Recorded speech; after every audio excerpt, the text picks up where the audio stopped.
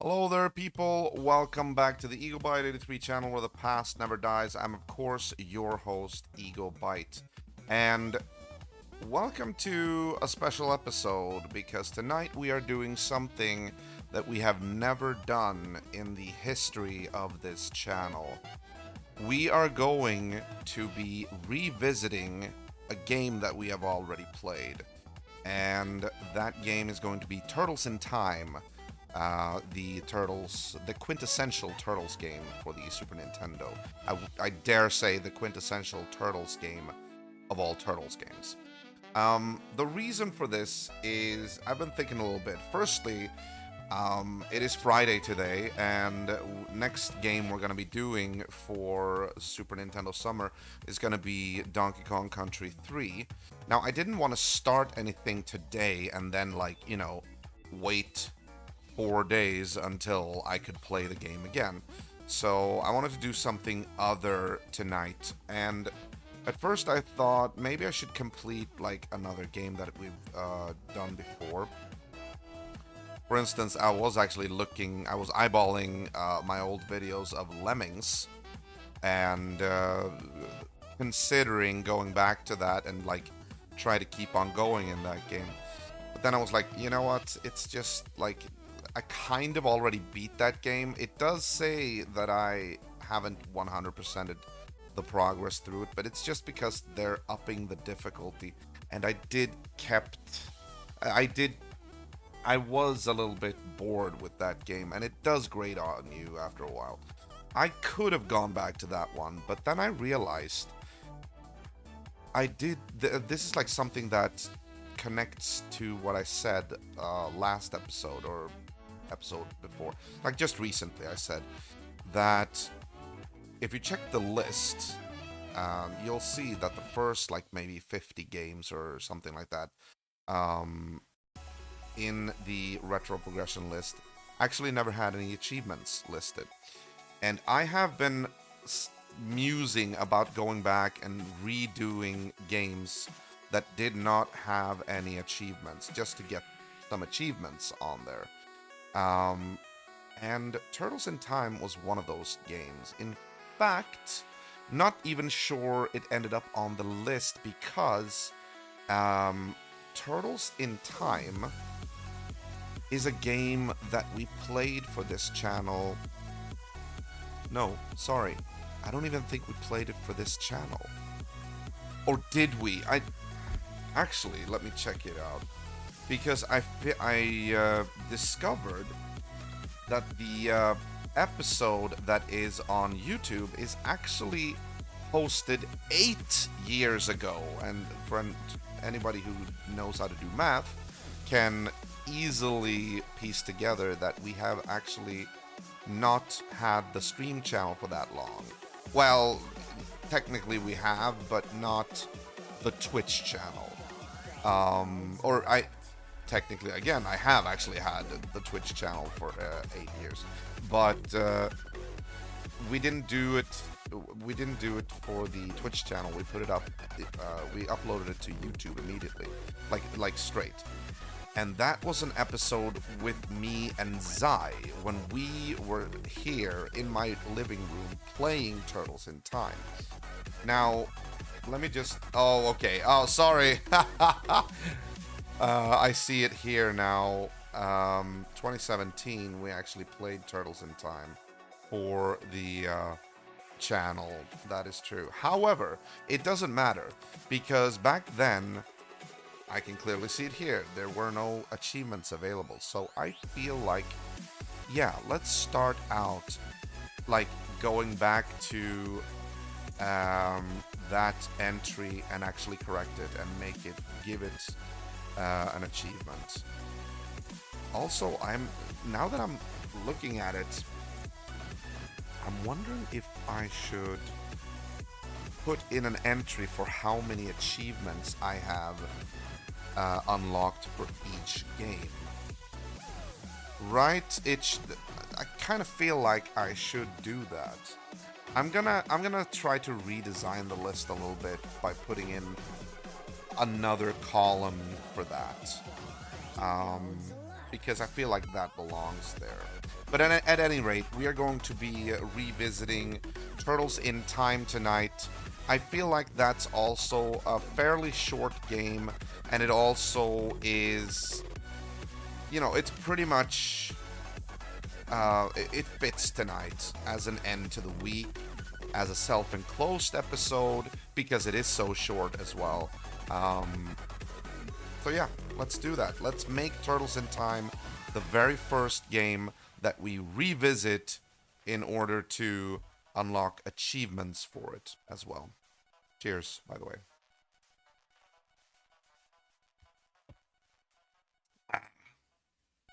Let's do that. Oh, actually, you know what? In that case...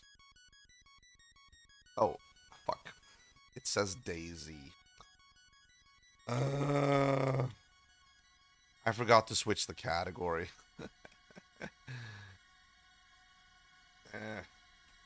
Age. You know what? We don't need to do it here.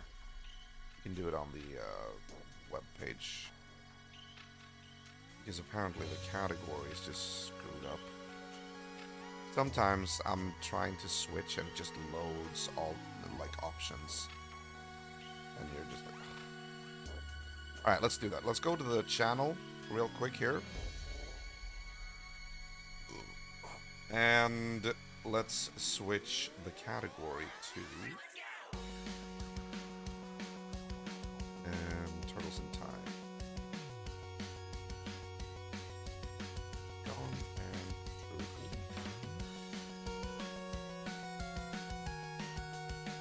Teenage Mutant Ninja Turtles.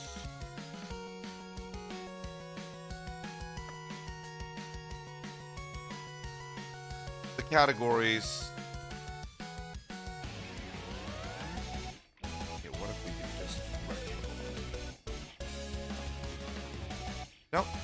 Apparently I can't switch categories now because for some reason the categories won't show up. I can't input. What if I just do this? Hang on. Enter. Enter. No, that doesn't work.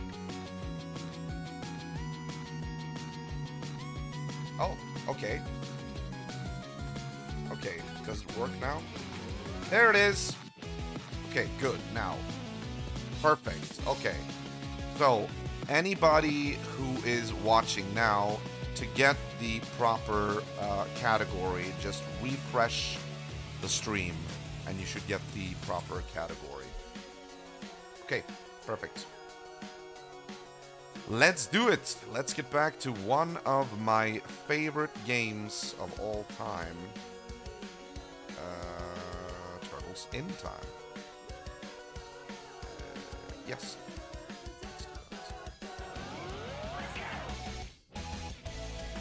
Looking forward to it. Looking forward to it. Okay. This is actually historic. This is the first game that we are revisiting and sort of updating, refreshing with the achievements.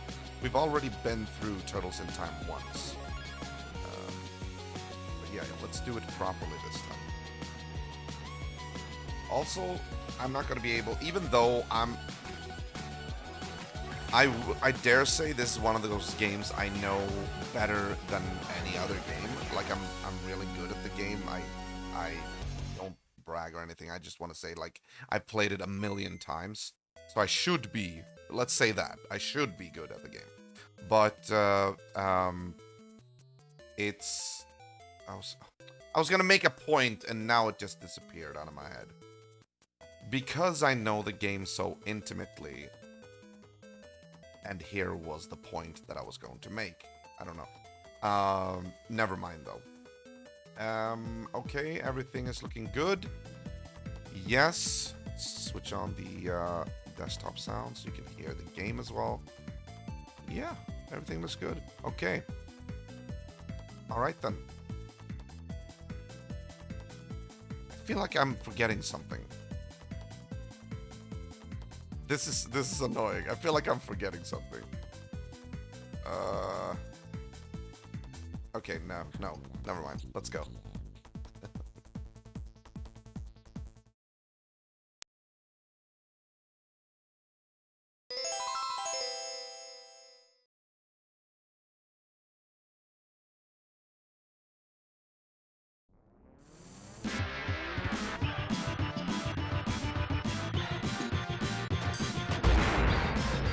Okay, I could never read these. Let me see. Okay, Donatello, the Turtles' creative genius. Thank you, emulators. You can the fact that we can actually pause it like this made it so that we can actually see what this, because when I was a kid I could never be in time and read what the fucking descriptive text said here. Donatello, the Turtles' creative genius. Michelangelo, the wild and crazy turtle.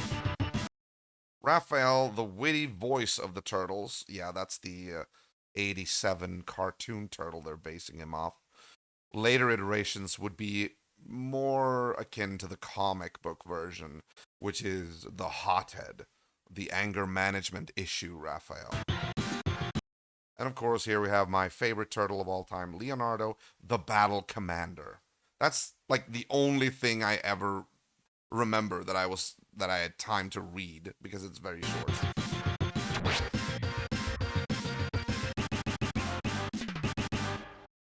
So now that's another bucket list thing I've actually managed to overcome now. Okay, so whenever I played Turtles in Time, I always went into options. I probably already said this back in 2017 when we played this game the first time around, but I'm gonna be repeating myself. I'm sorry, but yeah. Here is the thing, though. This is interesting. I have. Yeah, that was my point. That was my point. Thank you. Because I am so intimately familiar with this game, I got so good at the game that I kind of breezed through it. However, I always gave myself the best advantages in the game options. Like I always switch to continue, continue. Wait, no, I actually didn't have it on easy, but I gave myself like 7 rest. Rest is like, credits, I think. And I gave, yeah, yeah, I think, didn't I do it on easy usually, like when I was a kid? I'm thinking. However, this is not providing you more continues, but actually less continues. But my point was, if I'm so damn good at the game, shouldn't I actually provide myself with a real challenge and actually do hard? Because I've always been like able to beat this game in like 20 minutes, and eventually, like I said, I evolved eventually to the point where I was really good at the game. Don't really remember if I switched to easy. I think I was on normal most of the times, but I did always give myself 7 credits. How about I just give myself 3 this time? This is actually scaring me a little. Player dash auto, yes. Back attack on. Yeah, they're a function of the game. And then color mode, animation or comic. Let's do comic because I always went to comic. Sound mode state, of course. Control type C was always my thing. I always wondered why the hell would you need to have it? Why would you want to have the default control to where you do the special with 2 buttons? I mean, you have 2 other buttons, not to mention L and R, that you could use. So why not make control type C the default controller? Or B, although X is a little bit further away from the thumb.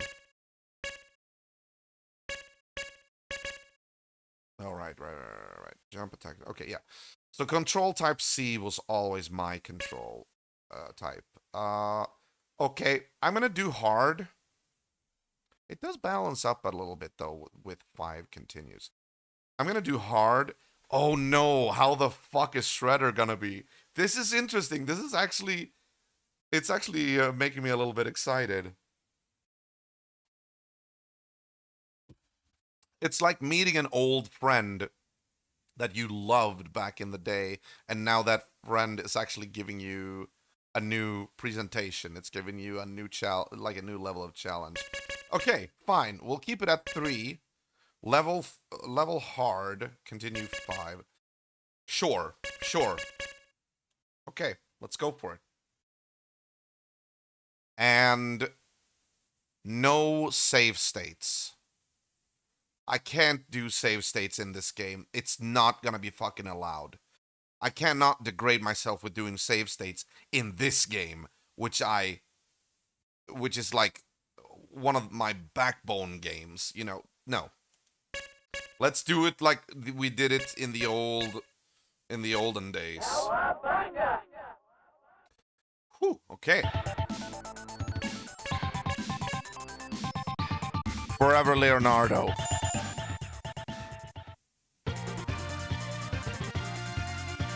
This is April O'Neil reporting.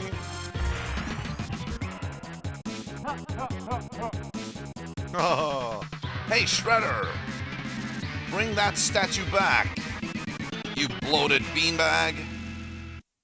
God, I love this game. Big Apple, 3 a.m. Big Apple, 3 a.m.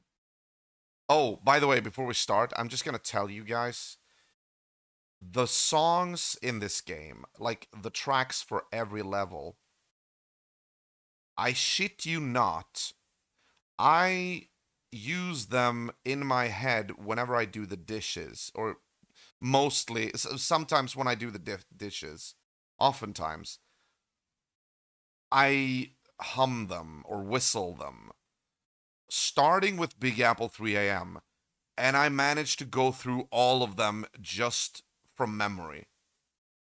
I have even been considering like doing sort of a YouTube video where I just film myself or like record myself and I just go through them like at hard. You know, like do that and then switch over to the next one. I think the hardest ones to remember were prehistoric turtlesaurus and the first level of the Technodrome. Okay, no, I can do it, but it's like, yeah, okay, never mind. Let's start. Here we go.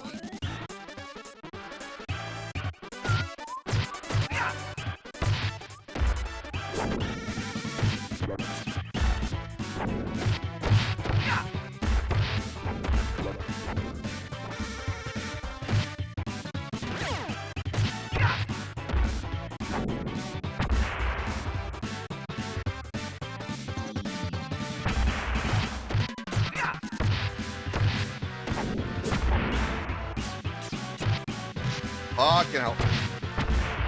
Ooh.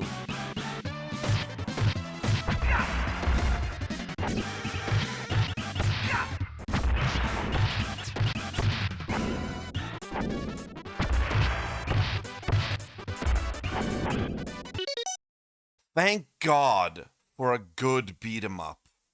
I've been playing shitty beat 'em ups the past couple of episodes of Super Nintendo Summer. I've been doing Cliffhanger and Last Action Hero. Last Action Hero, I couldn't even get past the first level. This game is a fucking breath of fresh air.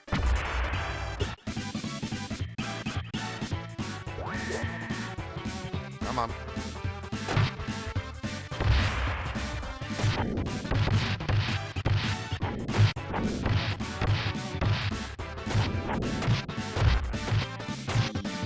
Fuck, I missed the pizza. Okay, good.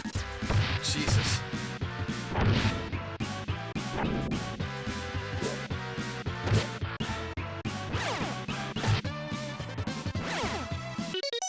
Now, the trick to throwing the enemies into the screen and slamming them into the ground are actually very similar. Because if I remember correctly, the manual says that when you're supposed to slam them into the ground, uh, you're supposed to. Actually, I could just go and check the manual, but we're not going to do that. There's some difference in it, though, listed in the manual. However, I've discovered that there is no difference between those two special moves. The only difference is timing, but it's the same moves. You basically just wait a little bit before you attack again. So you attack with one hit first, then you wait for maybe a little bit more than you would usually do, and after that you grab him and throw him into the screen. Sometimes though it doesn't really work that way.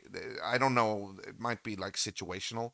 But the manual says that you're supposed to use press down and attack at the same time, for instance, to slam him into the ground.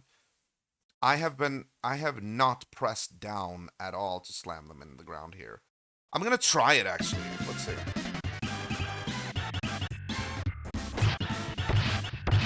Nope. Nope. Nope.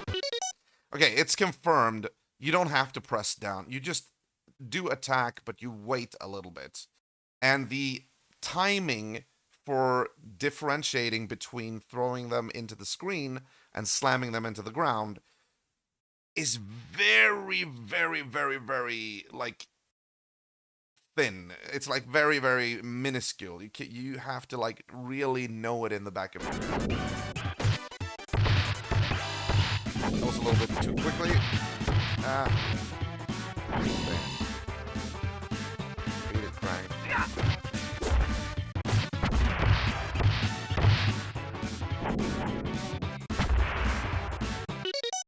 I love the fact that in this game you can also actually use the environment to your advantage. Like for instance, when I hit that exploding barrel and it actually took out most of the enemies on the screen, and this like wrecking ball, if you plan it, or like if you maneuver the enemy into the wrecking ball, they will be flattened by it. I love the fact that you can do that, because it adds sort of like a next level of skill to what you can achieve.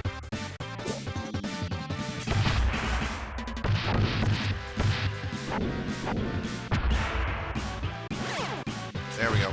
Oh, wait. Oh, it's the same thing. Okay, never mind.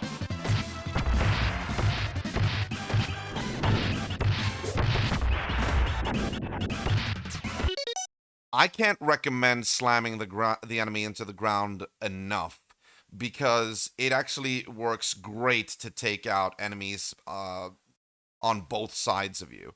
That is actually a really kind of almost like an OP move.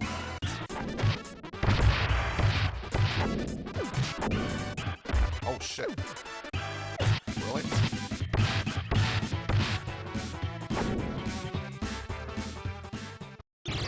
Pizza time. Terminate the turtles!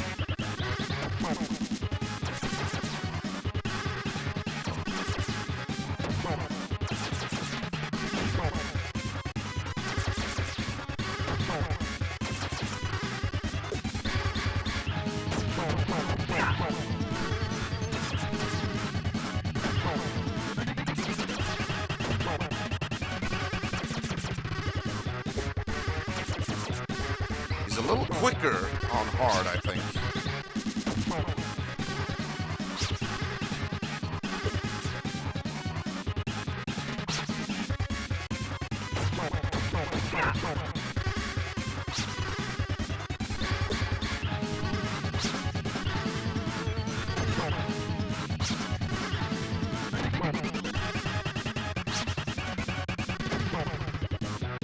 This is all in the back of my head.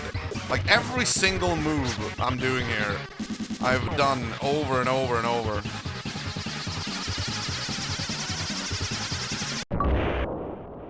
Big Apple 3 AM. Achievement unlocked. There we go, guys. First achievement is here. Alley Cat Blues. Alley Cat Blues down on the ground.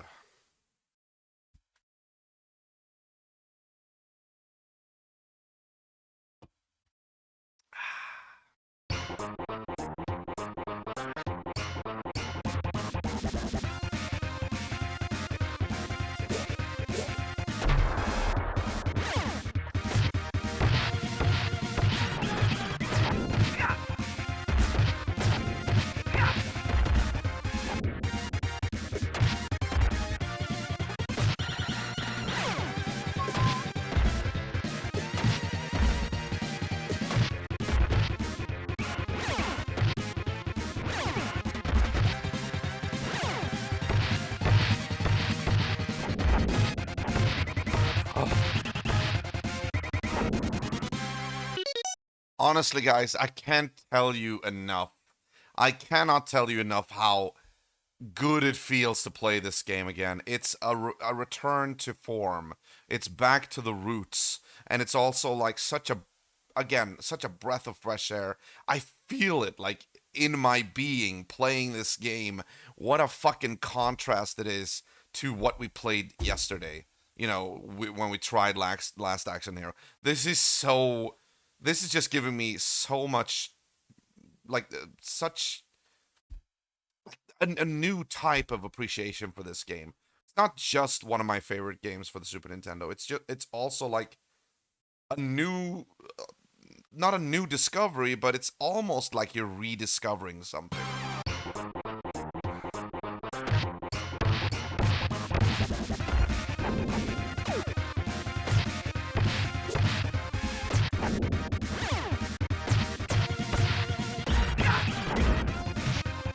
Oh, right. I forgot about that.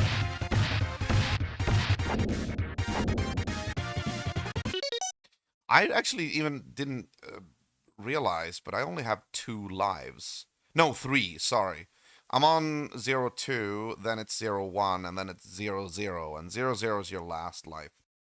That's true. I only have 3 continues. No, 5. No, 5 continues. Right. Oh, sorry. Rest is lives. So we have 5 continues, but we only have 3 lives per continue. It should not be that hard, even though we do that, you know. Come to think of it, I don't remember what we chose back in 2017.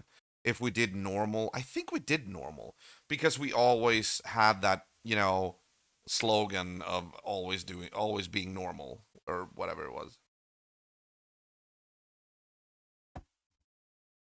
All right, let's keep going.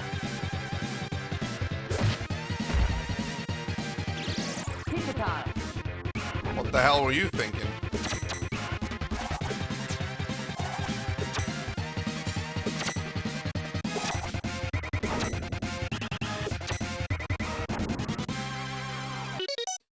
I mean, can you tell that I've played this game before?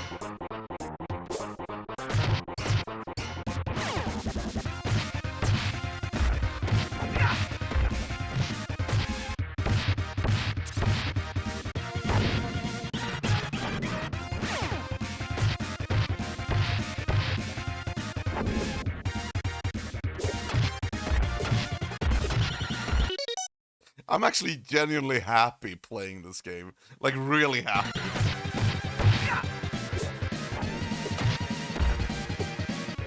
It's like going back to, you know, going home when you've moved to a new town, and then when you come home, you meet your old friends again, and nothing's changed. And you're actually much happier because of it. Like, you know... Oh, shit.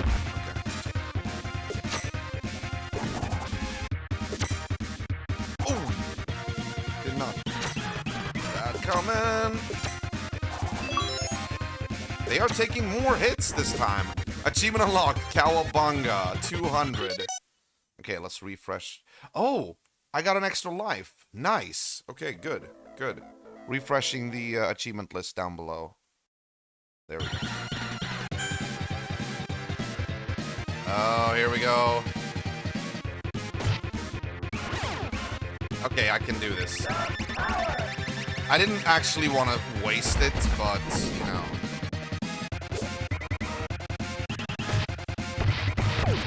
Uh-oh. Ooh. Close.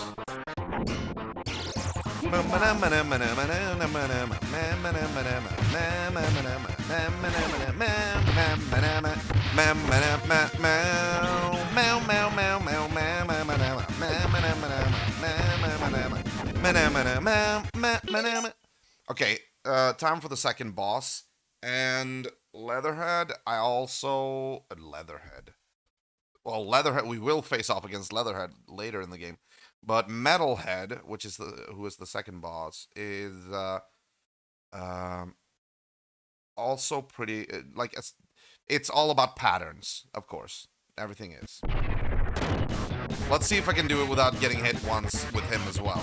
I'm gonna mangle you, green slime balls. Oh, okay, that didn't work.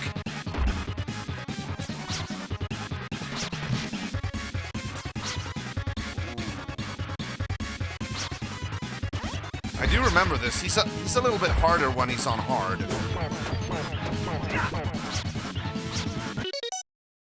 When we get him to actually start using the firearm in his chest, the ranged weapon, that's when he gets easier. When he does melee, he's actually pretty. He puts up a good fight.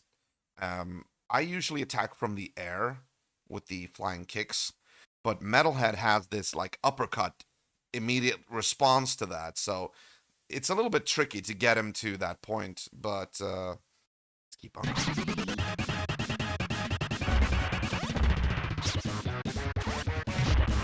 Ow.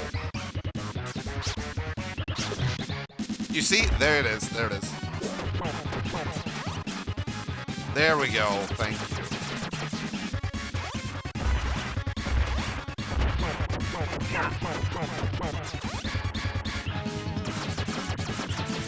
Now you just do this. You wait for him to get to the upper left corner, and then you just do that.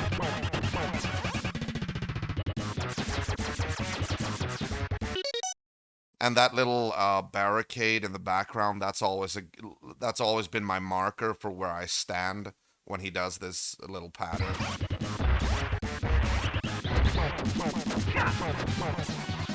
And he's dead. Now he's gonna blow up. I always wanted to time his explosion with the with me dropping down into the manhole, just so that I would avoid the explosion, you know? Hey! Perfect! Perfect timing as well. Alley Cat Blues Scene 2. Alright, very good, very good, very good. Okay, stop and refresh the achievement list down below. There's actually an ad break in progress right now as well, so let's just wait a little bit. Oh, good lord. 22, 33. Oh, yeah. I can actually see the time in Retro Arc. I didn't realize that. It's 10:30 p.m. right now. Here in Sweden. That is what it is. All right, 20 seconds to go for the ad break. I'm just waiting to be, you know, to be safe. If there's any, like, people watching right now, you don't want them to miss anything. Okay, 5, 4, 3, 2, 1. There we go. Welcome back. Anyway, now we get to my favorite, one of two favorite levels of mine in this game. Sewer Surfin'. By far, this level has the most kick-ass track in the history of games, or at least in the history of Turtles games. Like, this track has stuck with me. All of them have stuck with me. But this was the first song I was like, Yeah, this kicks ass. All right, let's go. Sewer surfing. Scene 3, sewer surfing.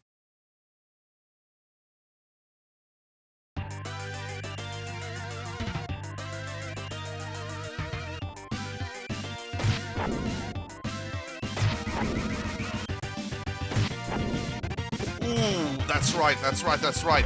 I forgot.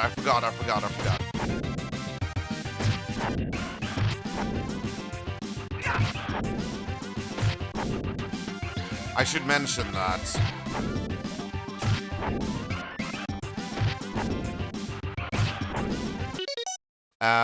You might have noticed the little spiked ball in the beginning, which I had to avoid, and then I took a couple of punches because I completely missed that. That spiked ball is one of the changes from normal to hard. Um, or actually, It's a change between both easy and normal and hard.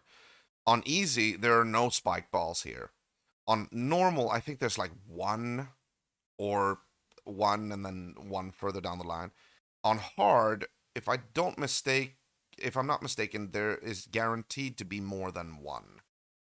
So there's a scaling difficulty for the tougher challenges, of course, or tougher difficulties. Ah, missed.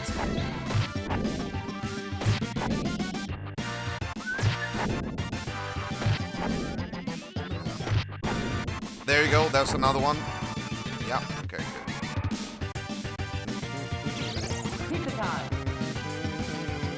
Oh shit. Pizza time. Oh, I completely forgot about those things. Pizza time. Hey, there we go. Oh, right. I know what's coming. That one. Okay, yeah, I missed it. God damn it. Never mind.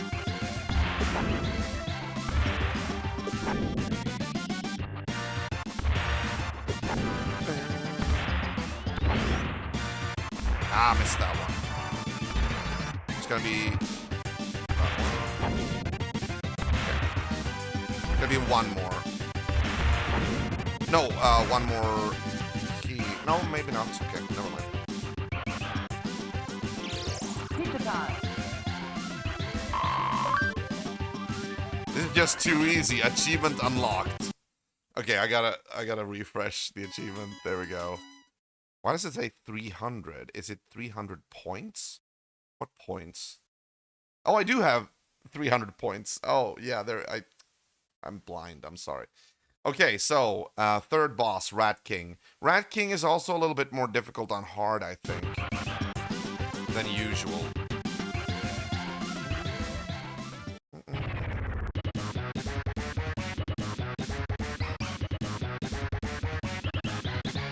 First the sewers, then the world. Oh, right, because he does that thing. Ah.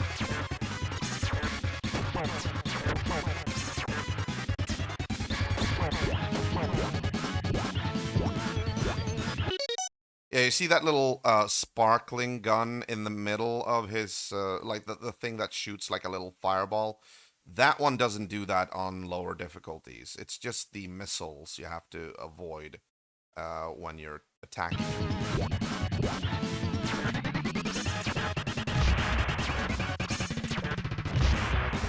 You have to be like, you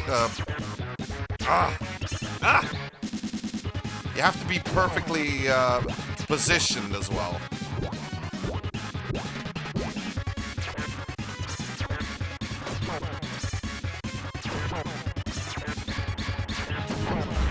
Come on. Got a fucking reputation to uphold, you know?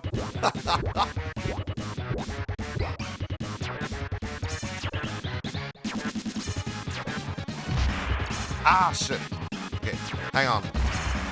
Let's try to not lose a life here.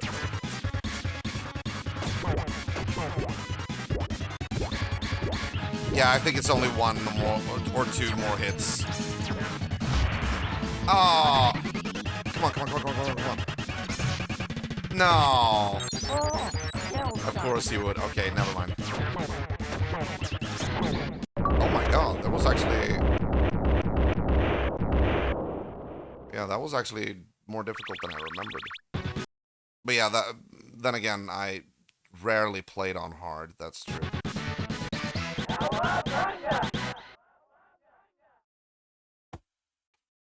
Okay, so let me just say this.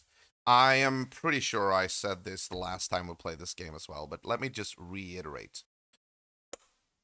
Here now comes the very reason for why I personally think that this game is better on Super Nintendo than it was in the arcade. Rare. That's very rare. Usually, the arcades are better than the ports to the home versions, the console versions, because you have to remove a lot of stuff and all that. With this game, however, they've actually added stuff for the console port. So now comes the first Technodrome level. Um, and also the entire Technodrome part of this game is actually missing from the arcade. If we had been playing the arcade version, we would have been beamed away through time in the freaking sewers, which wouldn't actually have made any sense. I always, and this is the version I started out with, so I always felt it was very weird when I played the arcade version after that, and I was like, wait, what? Because now we're going to go into the Technodrome, and in the Technodrome you have the dimensional portal and all that, and it makes more sense that he would be able to actually send you through time, or like boot you out of the present day time period inside the Technodrome with all the technical gizmos and all that. I was always like very confused with the arcade version, that how the hell is he teleporting you through time when you're in the sewers, and like that never made any sense to me. So here is the reason why I consider the SNES version to be superior. Um, Here we go.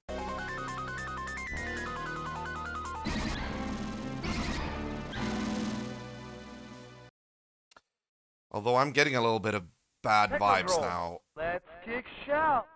because this game does ramp up the difficulty, especially like with the later levels. But I think it starts in the Technodrome with the Mausers and the freaking Roadkill Rodneys.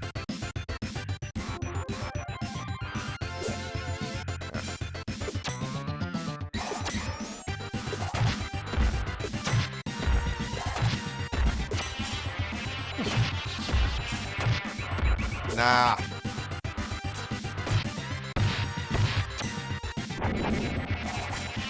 Oh.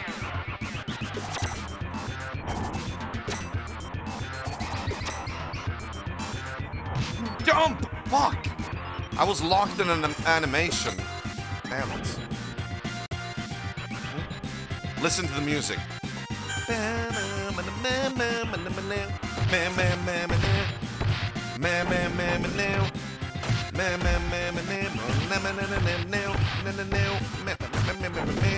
So, such good music. God, this is quality. This is fucking quality.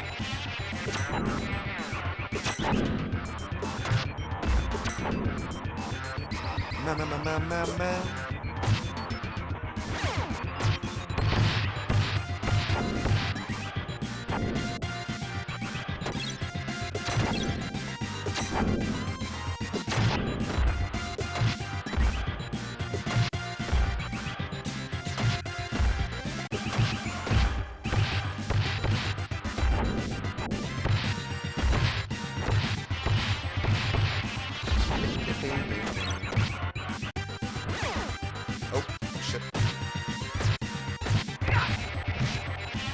Ah.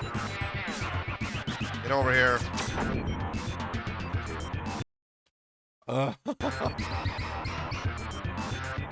thank you. Pizza time. Good. Oh, I hate those red ones. Fuck, I hate these guys. Whenever you encounter the red foot soldiers that do this, like they keep their arm up, that is a blocker. The blocker foot soldier does what the name says. He blocks. So whenever you attack him, he can just block your attacks and it doesn't matter. What you have to do is take him out any other way, like use the slam into the ground thing and all that. The environment. I don't think the jump kicks actually do any damage. So they're actually they're one of my least liked enemies in this game.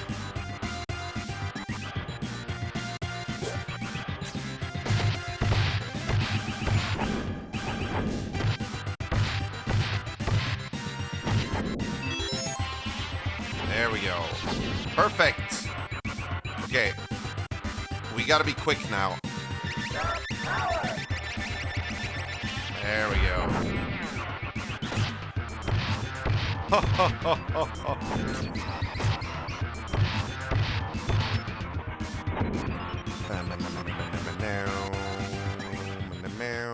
Oh, okay. Fourth boss. No, wait. Yeah, fourth boss. Toka and Razar. I can imagine they are a little bit more difficult on hard. Master say have fun, fun. All right. Ah, crap. What I usually do is I try to focus on one enemy. Usually, for some reason, it ends up being Toka. And then I switch to Razar. I can probably... It doesn't really matter which one I go for right now, but... Yeah. Oh yeah, that's so fun as well. This was the first time I ever saw in a video game that bosses, especially if it's like two individuals you're fighting at the same time. This was the first time, and I don't even know if it's been done that much since that they can actually injure themselves, you know. And it's like you might have you might have seen what just happened when they like jumped into each other. I do think they actually take damage when they do that. Um, oh right, I remember. Ooh, we do not want them to do that. You saw Toka retreat into his shell, and you saw Razar jump. It's a good thing that I actually interrupted that jump with a jump kick, because if he'd landed on Toka, he would have like skated around everywhere, and he'd be a real annoyance to try and actually get rid of. So whenever we see that, it's a good thing if we interrupt it.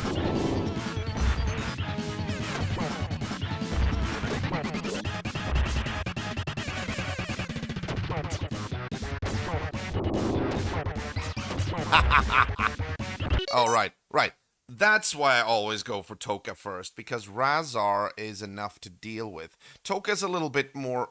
Toka's a little easier, even though he freezes you with his freeze breath, which is a weird power. Never showed up in the second movie, but I don't think so. At least it was a long time ago since I saw that one. Anyway, whenever I go for Toka, I usually am able to actually bring down his health quite a bit. Whereas with Razar, he has this paw attack, which can actually do some damage to you, and you kind of want to be able to have the room to maneuver around, jump, kick, and all that. In, out with Razar. With Toka, it's a little easier, but while there are two people on the screen, you don't really have that much space to maneuver around. So it's easier to go for Toka first, in my opinion. I mean, any accidental hit on Razar is always welcome, of course, but I try to focus on Toka.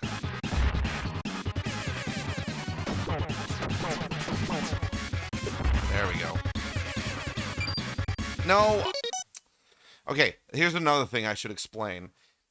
This game is very, very multifaceted with the controls. You do a multitude of different maneuvers and moves depending on your timing and your like with the controls. You can do like a jump up kick. You can do a sliding kick. You can do a sliding ground slide. You can do like you can do a vault. It's not called vault in English. A somersault. Thank you. You can do you can attack backwards. You can slice in the air. You can also do the jump kick. Like everything is based on timing with the movement. And right here, you can see that I did something. Now actually don't remember what I did, but I did a move which I didn't intend to do, but I got stuck in that animation. And when I get stuck in the animation, it's like a little bit hard to get out of it. And also, so it was kind of a free hit for them. Oh shit! Good, good, good, good, good. Ah!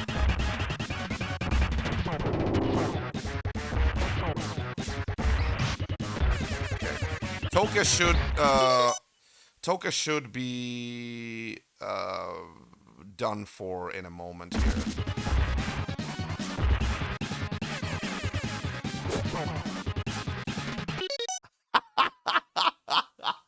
Now that's what I'm talking about. Toka and Razar just jumped into each other, and now Toka lost all health because of it. So now he's actually turning back to his pre-mutation form, which is a basic turtle. Now it's only Razar left.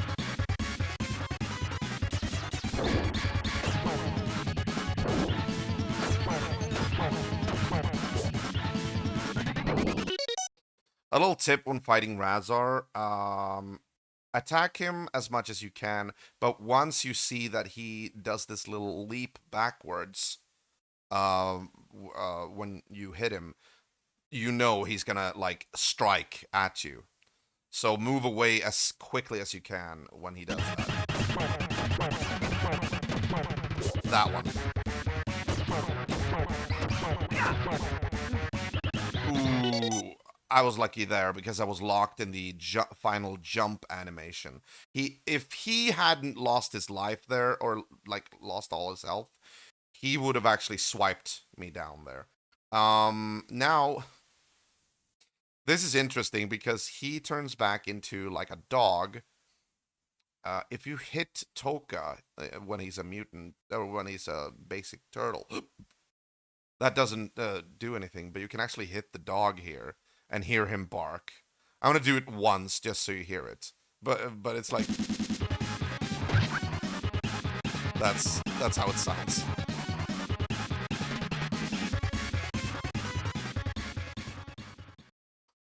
All right, and I don't think we are getting back our health now because this is essentially the same level, but like part two. It's the elevator level of the Technodrome, elevator part. Oh, we did get a pizza though. Good.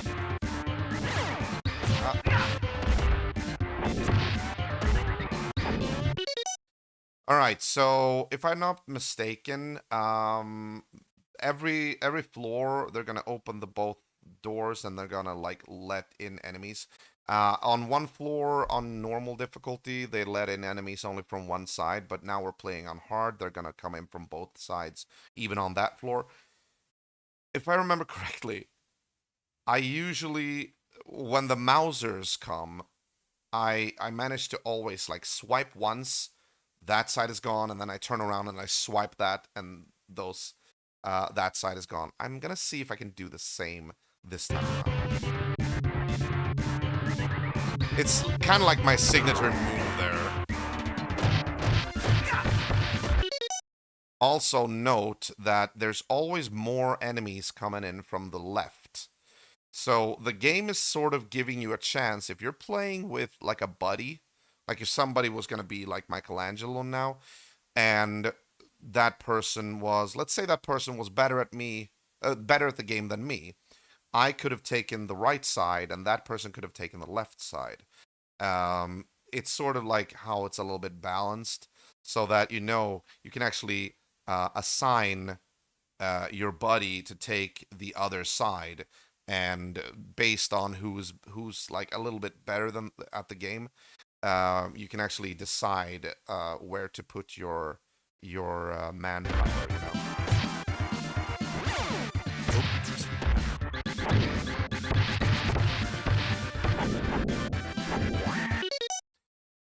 Huh. My mistake. That must be because it is on hard. Um, I noticed now that there a lot of enemies actually were drip fed into the elevator from the right. I don't think that happens on lower difficulties. I think it's actually constant. That must be a hard thing.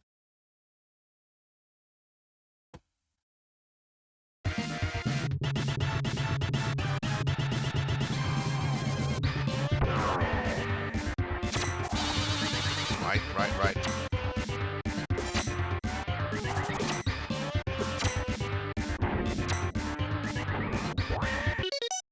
Here come knock on the mouse.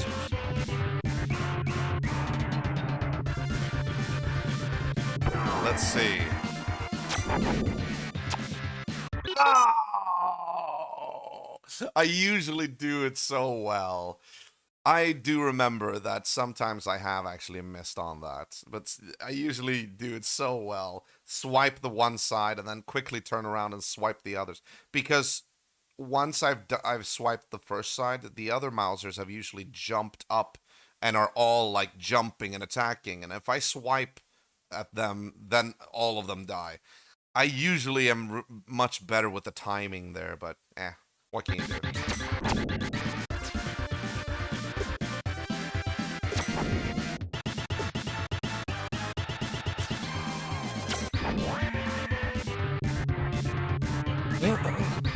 On the way up to Shredder.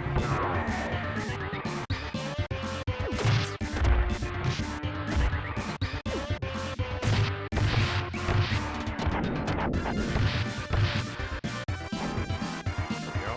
Next.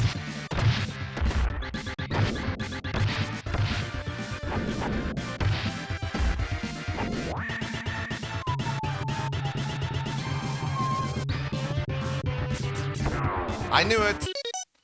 Note, if you will, the fucking red blockers.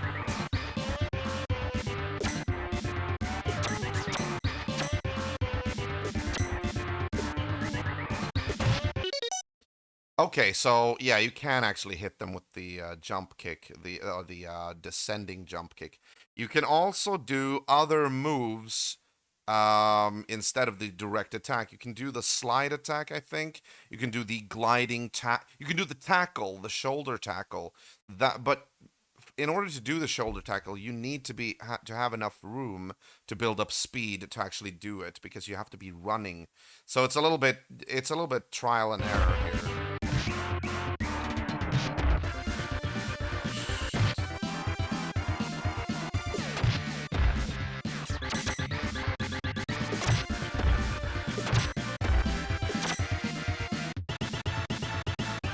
Uh-oh.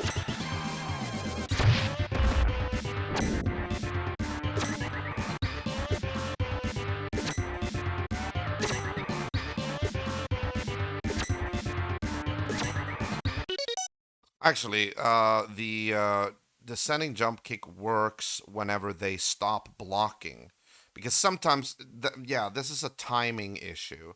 Sometimes you see them walking. If you can hit them while they're walking, obviously they're not blocking. That's when you can hit them. And the descending jump kick is very quick and perfectly suited for that. But you have to have a lot of luck.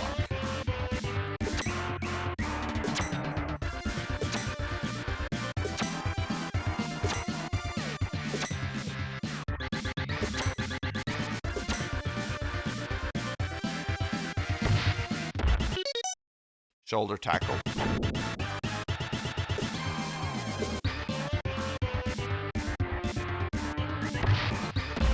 we go.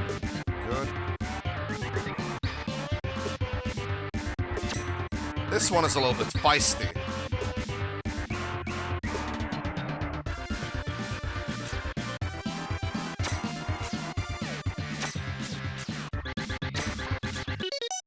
That back kick is usually pretty powerful, but he does seem to be able to block it as well.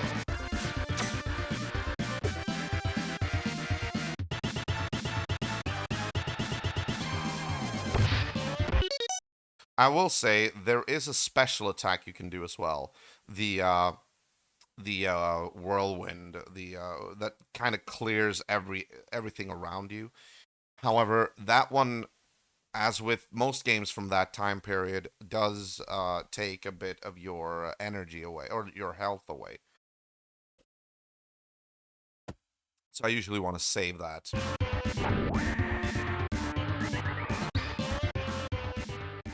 And now it's time for Shredder.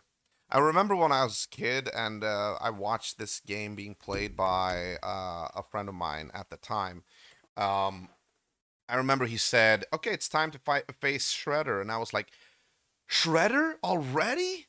That damn, that's a short game." And then once you beat Shredder, he actually teleports you through time, and I'm like, "Oh my god, it's not done! Like the game opens up even further." Like it was so cool.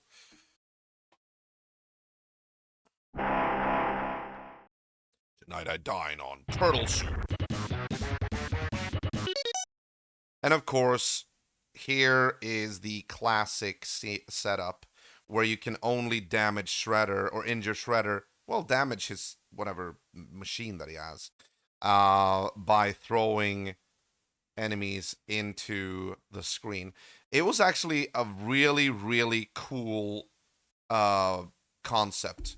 This was the first time in my life where my mind got blown. Like, wow, you use that? That is so cool. Now, of course, little did I know, because I didn't have Battletoads when I grew up, that this had already been used before in Battletoads.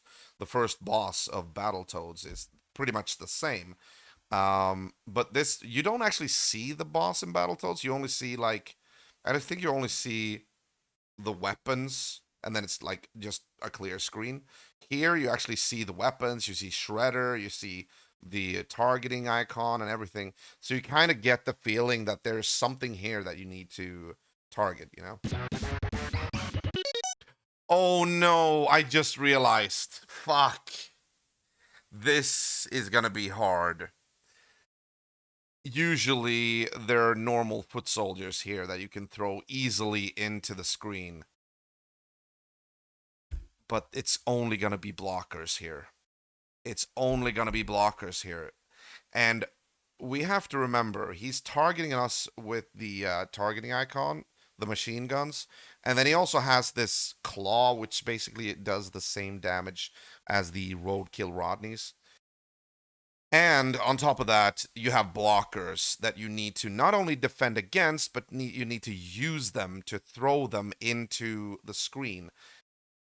And that can be, considering the fact that I only had 3 lives, that can be a little bit problematic. That's going to be a real challenge. Let's see what happens.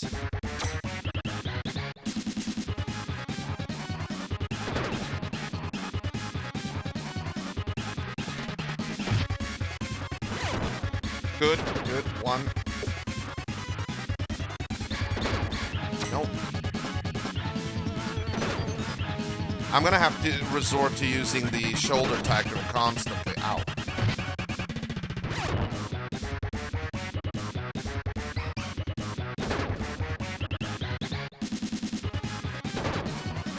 Fuck, I thought I was gonna be able to get him.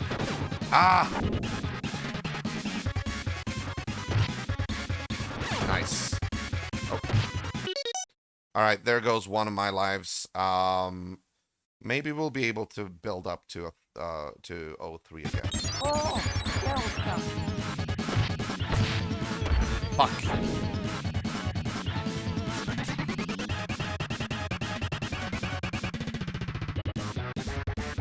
No. Yes.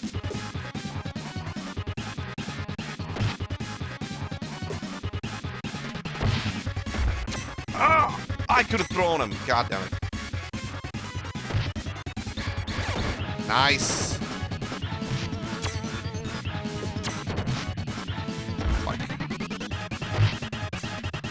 No! Ah, I could have thrown him. No, fuck.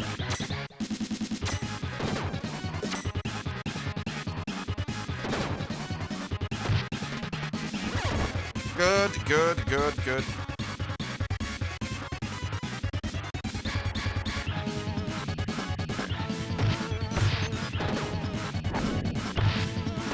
No!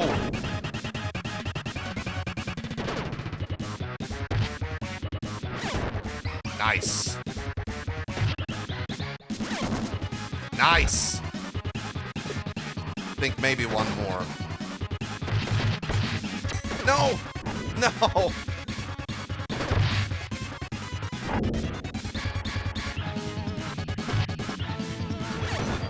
Gotcha. Bam! Let's catch shell. Scene 4. Very nice, very nice. Let's refresh. There we go. Very good. Okay, so, continue.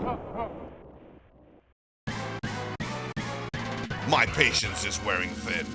I'm banishing you to a time warp, from which you will never return.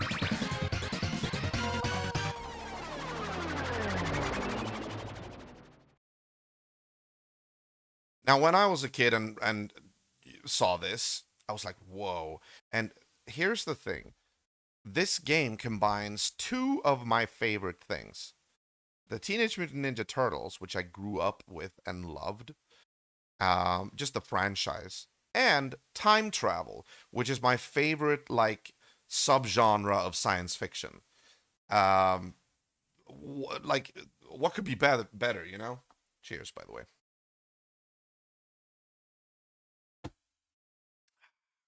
Why is there nobody in chat, by the way? Is nobody here? Everybody's out. I mean, it's Friday. I shouldn't be surprised. Everybody, they probably have lives, you know. Well, look who's here. No. Welcome back, Elder. I'm guessing you've been lurking since the start. Ah.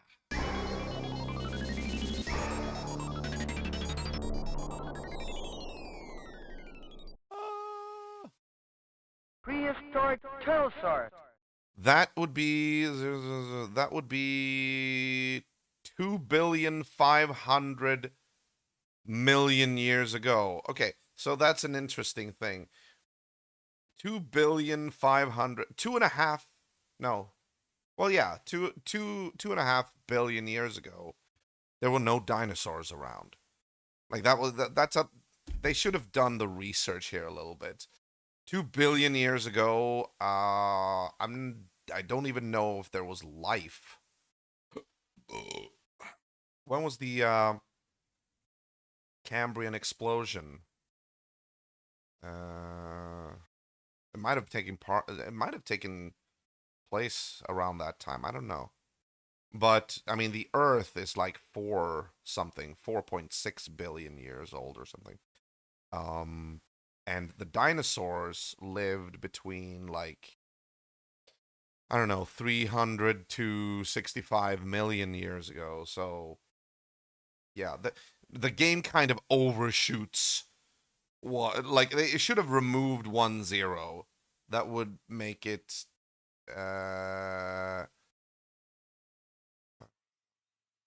no, they should have removed 2 zeros. Okay, never mind. Never mind. Let's not dive into that now.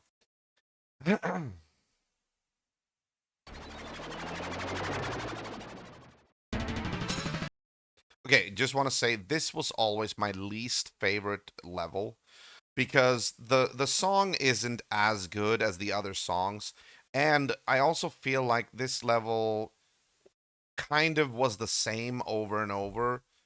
And it also is a very long level. It's like it goes on and on and on. It takes you through a tunnel and all that. I think when you check it genuinely, it's probably not as long. Or no, sorry, it's probably as long as the other levels as well. But to me, it always felt longer because I wasn't really like a prehistoric fan at the time. I was more like into, the future science fiction like that. We would eventually reach that point as well. We would go to two times in the future, but this, yeah. And also, yeah, mainly it's also because of the song. The song is not like super great. It's still like an iconic song, but yeah.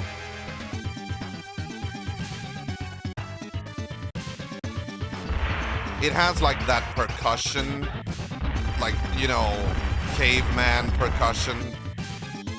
I suppose it's supposed to be reminiscent of like, you know, cavemen beating the drums.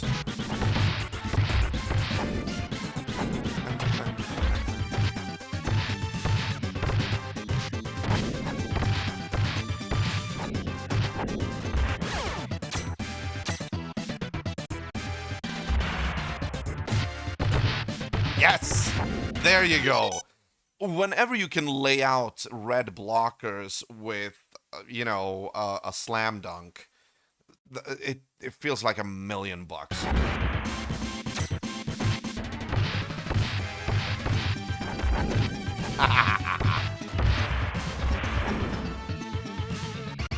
Oh yeah, the rock soldiers are gonna be here.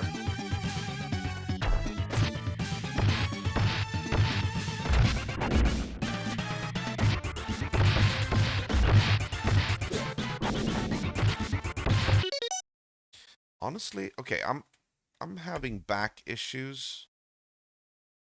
I'm wondering if I should go get another pillow. Hang on.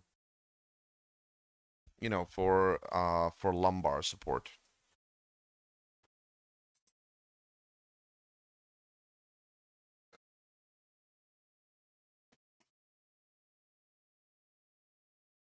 Jesus. I already have like a lumbar support pillow with this gaming chair, but it's very flat. I've kind of regretted throwing away the old one because that one was a little bit more, you know, a little bit not as flat. There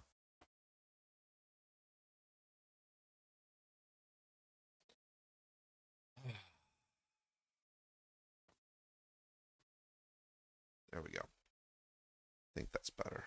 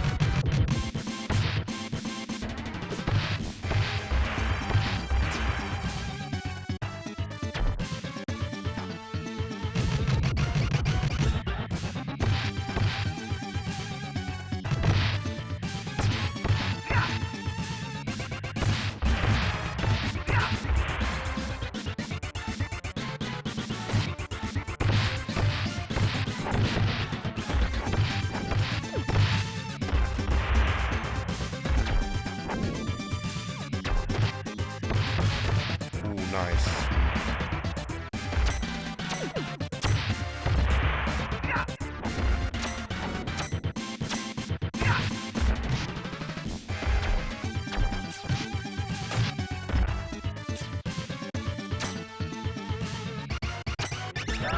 Oh, I wasted it because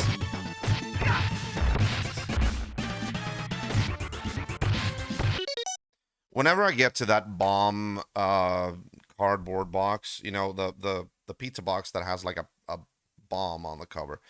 That one denotes, the whirlwind that you can actually temporarily for a couple of seconds you will like be able to take out everything. Um Whenever that one shows up, I always try to save it for as long as possible. I even try to move the screen to where I can just barely pick it up before leaving. Because sometimes it's better if you do that because at first you like spin around and you take out the enemies that are all around you, but then you realize, oh, I should have saved it because a while after that there's more enemies and you can actually decide to actually save it. So that's kind of how that's my thought process. whenever I do that and try to avoid picking it up. Nice, thank you.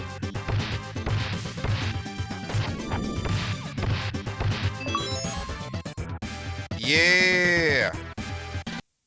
600, go ninja, go ninja, go. Okay, let's do that. Thank you very much. Okay, good. No, no, no, no. No, no. Oh, yeah. Oh, okay.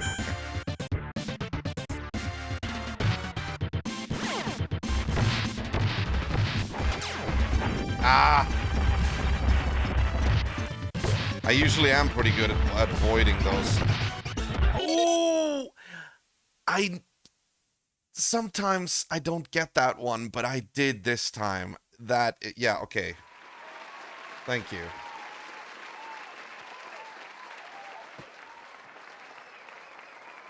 I think it's only one as well that rides the dinos. There was something else I wanted to say as well. Oh, right. We're gonna be facing off against the 5th boss here, and that's gonna be Slash. And here's another reason why this game is superior to its arcade counterpart. Because in the arcade, you face off against some generic mud monster. Here, the ones who ported the game to Super Nintendo actually cared about I think they were fans. Excuse me. So they decided to actually put in more recognizable characters from the franchise, which I'm much appreciative of. So another like note about why this is better than the arcade port. Oh yeah, give that to me.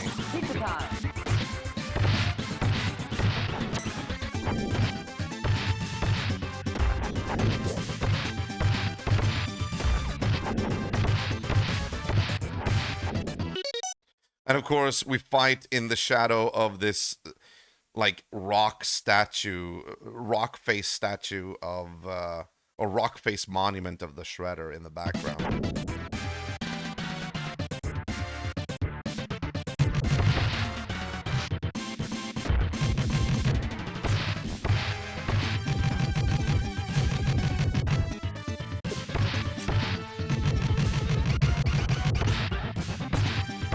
Separate, divide and conquer.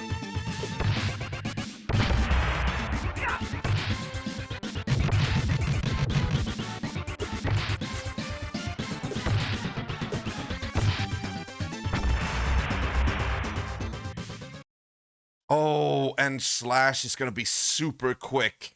I remember this. On the hard difficulty, he's actually, he's one of the hardest bosses in this game. He's going to be super quick. The thing with Slash is you cannot hit him from the front. He blocks your every attack.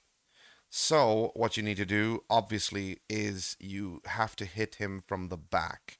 You have to hit him from behind. And normally, it's not that hard to get the pattern in and all of that. But here, on the hard difficulty, it's actually a real challenge to do that. Because he's super quick. He's super quick. I always like to position myself here, because I think I end up pretty much behind him. Your history, slime balls. There we go. Good start. Watch out. Ow. You can't hit him with a flying kick either.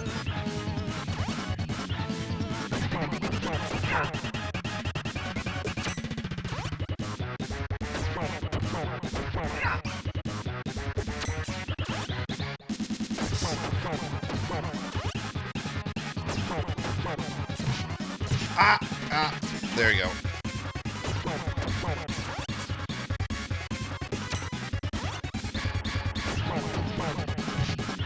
Ah! Oh, that one hurts. I remember that.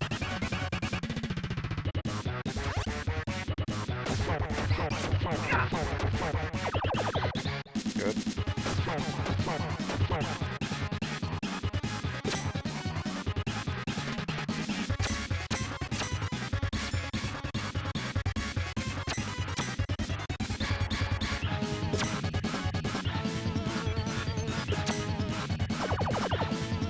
Yes. Nice. He wasn't... Okay, he was... I love that. He just falls down like a meteor. Okay, interesting. He wasn't as difficult as I remembered him to be, honestly. I was a kid back then, but still, yeah. Alright. From the age of the dinosaurs, we transported into, or we traverse into the age of Skull and crossbones. Swords and sails. 1530, Skull and Crossbones. Right. Bebop and Rocksteady are actually bosses here. The boss here.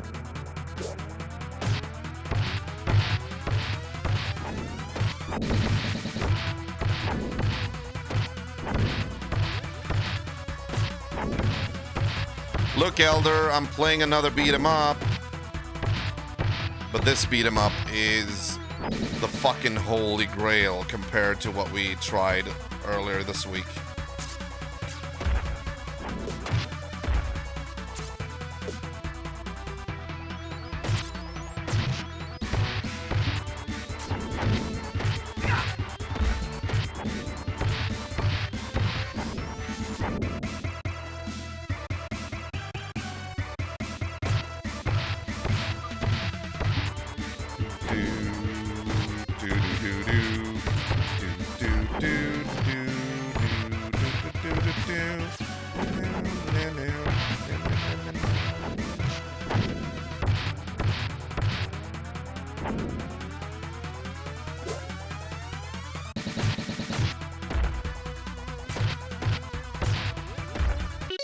Oh yeah, the ship in the background is gonna come. That's another thing that harkens back to what I said about using the environment to your advantage. Obviously, you need to avoid the cannonballs that the ship in the background is going to fire at this ship.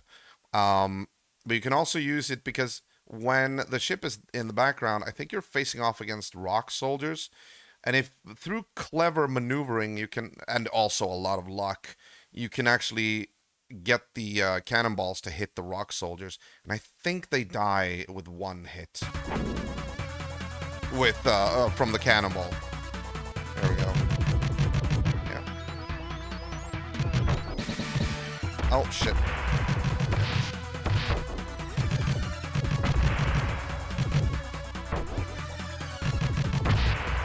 Haha! Okay, I was wrong. I was wrong.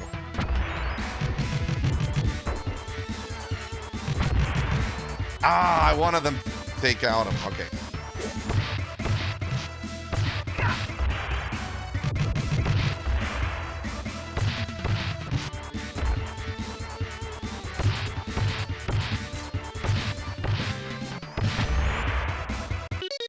Like, I gotta wonder in this universe, like, what ship are we on? Like, how the hell did the Shredder put a lot of foot soldiers and even sent back Bebop and Rocksteady to commandeer a ship to have us on it? I know it's overthinking it, but still, sometimes I think about that. Like, how the hell did I end up here? What's the story about this? Like, oh shit. Alright, so you see this bomb thing here? Okay, fine. Let's do it.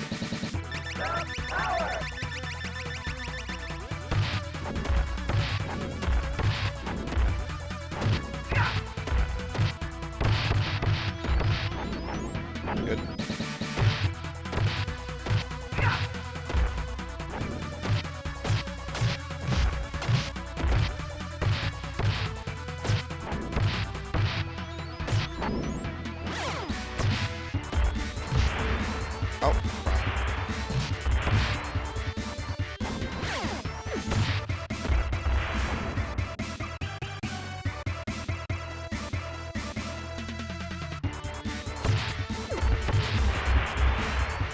Oh, I usually get him to hit. Okay. All right.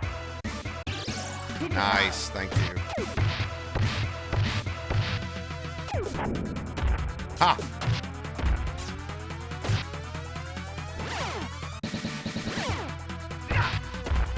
Oh! Ho, ho. Very nice. Oh, right. Fucking gun-toting. Okay.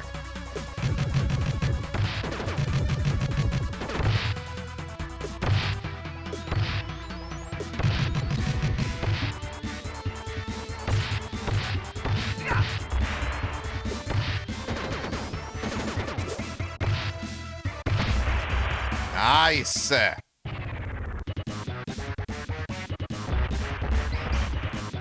You're walking the plank, shell brains. Okay, so a breakdown of Rocksteady and Bebop in this game.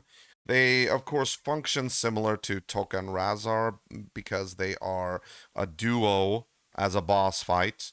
Um, I'd say the more dangerous one is Rocksteady with his sword. It's not called a sword. It's called something else. The it's called Varja in Swedish. Um, it's called something. I don't remember what it's called now. Um, okay, that's gonna bug me. Hang on. Let me just check that out real quick. Because I have OCD. Rapier. It's called a rapier. Yes. Because of his rapier, he's actually a little bit more dangerous because he um, suddenly from nowhere he can just like thrust forward, and if you are anywhere like on that on that horizontal level, if you're on the same level as him, you will get hit definitely like immediately. So you always same tactic applies here as with Token Rasar.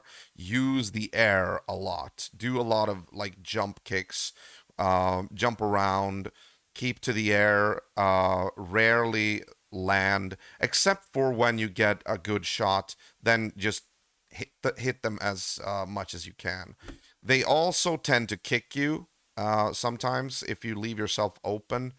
Um, Bebop has this weird whip sometimes, just with Toka and Razar, how they could jump into each other and take damage, um, Bebop and Rocksteady can actually end up ensnaring each other's weapons.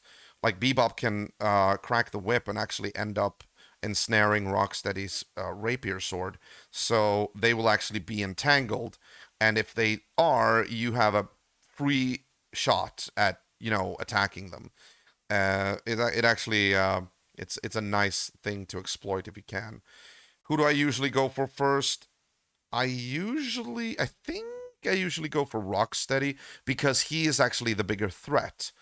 Um, Meanwhile, with Toka and Razar, it was reversed because Toka was easier to take down and didn't present much of a threat going into close quarters.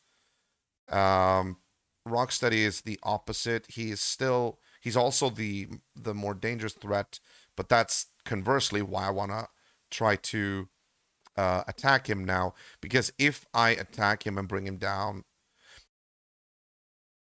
no, here it's enough to actually just bring one of them down, I think, because as soon as you kill one of them, they don't die. They start attacking each other like a couple of doofuses. So we just need to focus one down. You see? Oh yeah, they do like a tag team thing. I remember now. Yeah, they always start out like this. One of them attacks and the other stands up in the corner. That's why I always remember to go down to the bottom right corner, because it kind of is reminiscent of a wrestling match. Um, so whenever I've hit Rocksteady enough now, he's gonna go up and push out Bebop, and that's when I attack Bebop. You can actually choose to attack the one that's standing up there as well, but it's easier to attack the one that's sort of like tagged into the match, if you know what I mean. Because if you do that, you only have the one to worry about. Now, at a certain point, they will both start attacking you. But yeah, there you go.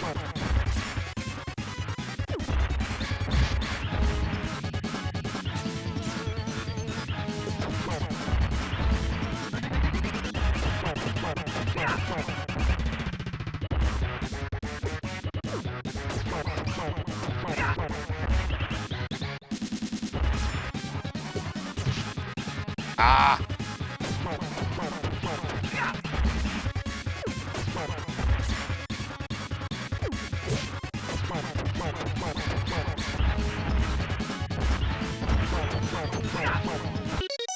and true to form, Rocksteady always charges straight ahead at you. I'm not sure Bebop really does that. Oh, he does, but he stops mid ring, if we can call this the wrestling ring, or mid deck. He stops mid deck. Rocksteady, however, always charges like a rhino because he is one. So he always charges straight into the bulkhead. So you can always jump. That's why he is a little bit easier.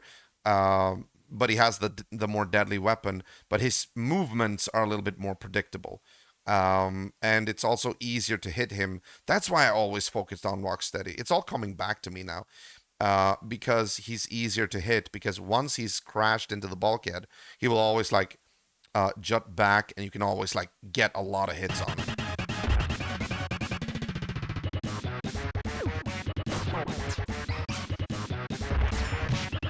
Oh crap!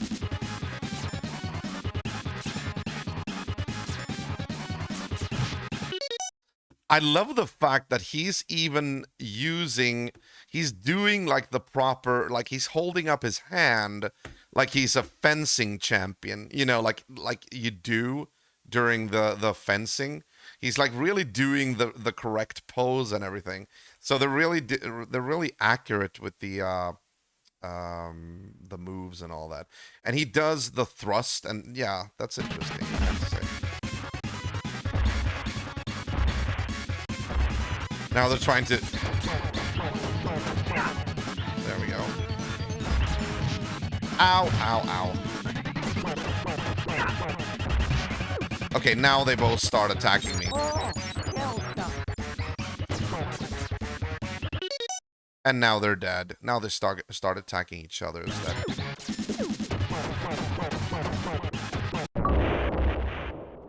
Skull and Crossbones, achievement unlocked. Scene 6.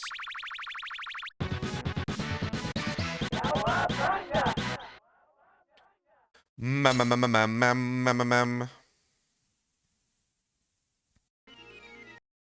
realized that we're up at 1 hour and 34 minutes. And I did say that I think last time when we played this game in 2017, I played it without pausing, or like pausing to comment on it. That's why it went so quickly. Usually when I play this game legit, I can actually play it. I can go through it very quickly.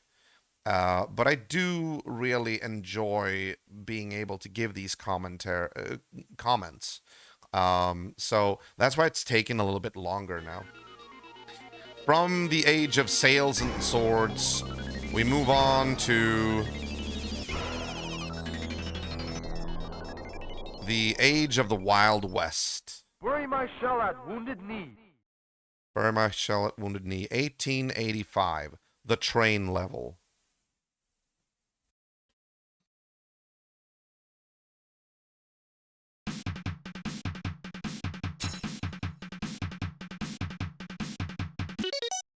This was always like, I was kind of like a little bit annoyed with this, because if you look at the train cars and their wheels, what I don't understand is they look like modern train wheels with the shock absorbers and everything like that. But back then, weren't like the train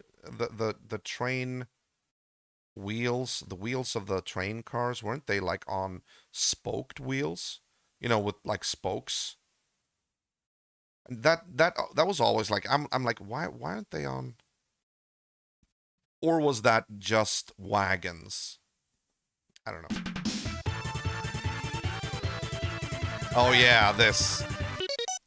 I remember this being a big thing when my friend I saw this game being played the first time around. You see this barrel to the right here, the pink one. I remember my friend telling me, but I think it was bogus. I think it was like I think he probably made it up, but I think he said if we time it correctly, you can actually hit this barrel because the barrel will start rolling towards the right. If you time it correctly, he told me that you could like follow the barrel like almost through the entire level. And I think that's a little bit bullshit because the scene after just a short while will stop. Because it's a fixed scene where you fight a bunch of foot soldiers. So I don't know, but yeah, this is what you do.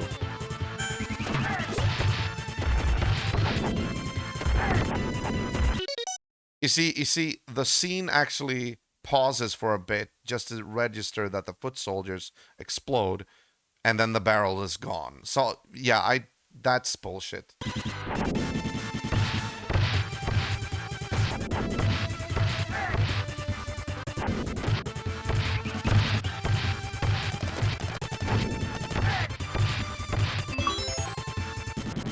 I love being a turtle. 8,000. 8,000? Oh, okay.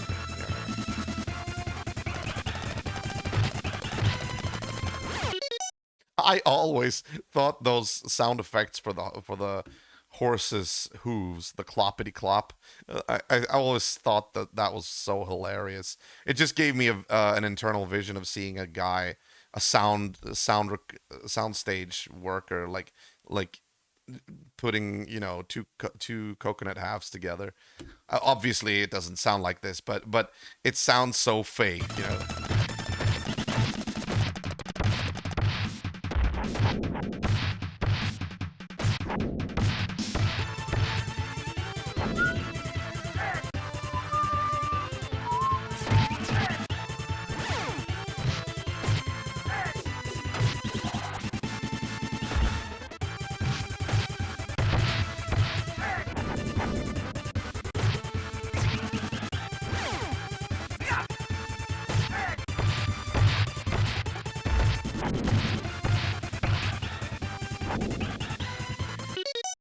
All right, so another thing I used to always try to do when I was a kid, when you run, if you press jump, you actually do like a little bit of a somersault along the ground. I always tried to do it so that where the train cars have this little bit of a break here, I always tried to time it so that I would like somersault over them. Hey, RPG fan! Wait, have I not changed the title? For fuck's sake, I thought I changed the title. Alright, there we go. Thank you. That's so weird. I distinctly remember going in to change the notification and the category. Why didn't I change the title? That's weird. Alright, well, thank you for updating me. Hope everything is good. I'm gonna try to do that right now. I'm gonna try to recreate this. All right, here we go. No, run. Okay. Here we go. Ah, that's what it didn't really work out. Also, I did it wrong because I actually double tapped right. That doesn't work in this game. As opposed to, for instance, cliffhanger, you run by activating it by pressing 2 times on the directional button. But here, you can't do that because as soon as you release the button, the directional button, you stop. So here you just have to hold the directional button for like, I think it's like 1 or 2 seconds. Then he starts to run. Oh no! Oh, this is bad.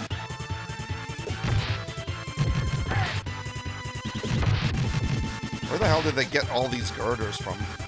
Anyway, we're on a train in the Wild West.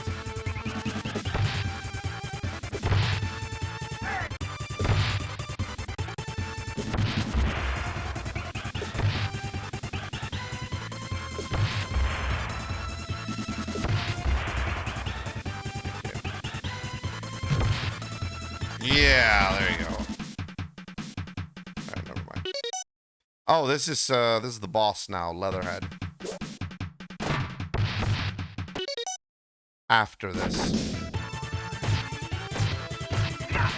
Oh no, wait. No, we're not there yet. Silly me, I thought we were there.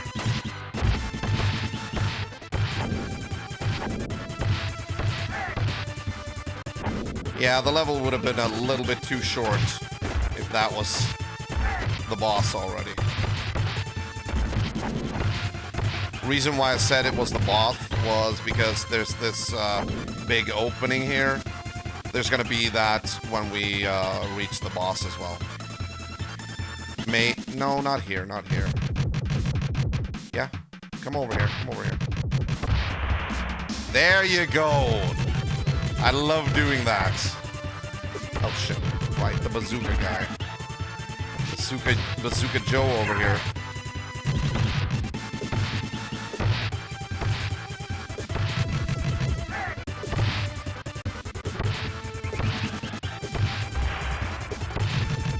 Ah shit.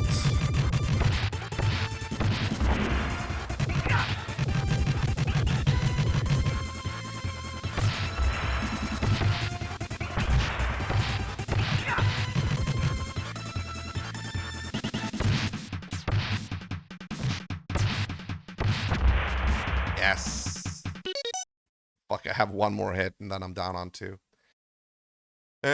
Change confirmed. Sorry, I had to sudden AFK when I said that.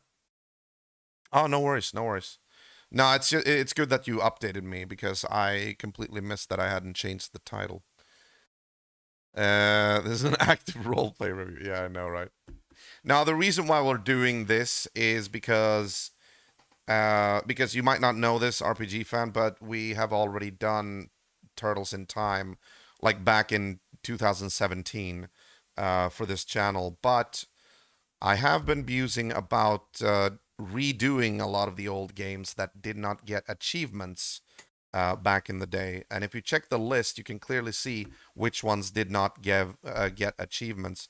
And this has the honor of being the first game that I'm doing to that extent. Yeah, a little bit. Having said that, I'm not saying that I'm going to be doing like, 100% achievements, like all achievements. It would be great if we get all achievements for games, but I just want to like update those games with achievements as well, because a lot of them really deserve it.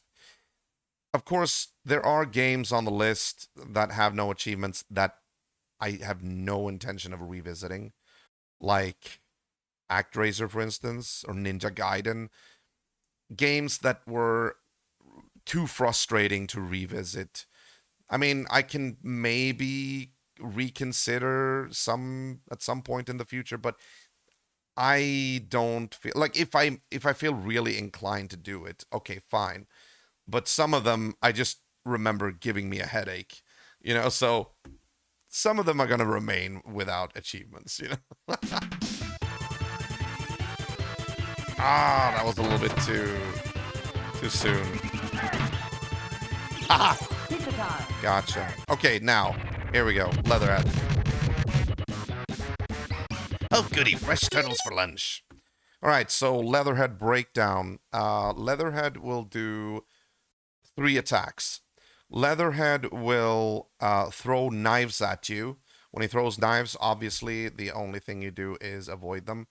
Um, he can also throw lobsters at you for some reason. He has a pack of lobsters, so he throws a lobster at you, and when you get hit by a lobster, it will actually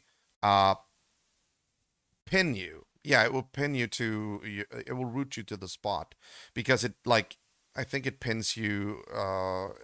It pins your toe, pinches your toe or something, and that will make you. I think, or you just jump up and down and say, "Ow, ow, my toe, my toe." It's possible. I don't know. I don't remember. I don't intend to find out. But and he also does a pattern of like going down on all fours and then charging at you. Obviously, when he does that, you can't actually attack him. Um, one of these attacks can actually be deflected back at him. And of course, wouldn't you know it, it's the lobster attack. When he throws a lobster at you, you can slice at the lobster, and the lobster will actually be deflected. And most oftentimes, I think every single time actually, it will land on him and his foot, and he will be pinned for a short amount of time, giving you a free shot. I'm gonna try to do that just once so you see what it looks like. He cares very much about having delicious meals. Yeah.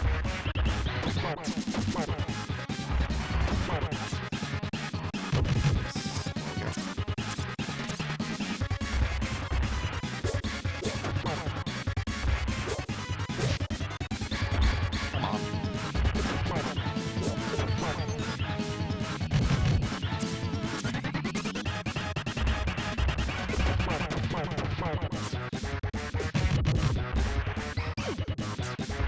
There we go. Okay. No, no, no, no, no, no, no. Yeah, sorry, sorry. It's the last lobster. Because you see, he jumped forward at the end there. If you manage to hit the last lobster, it will actually pin him. He looks quite adorable when you hit him.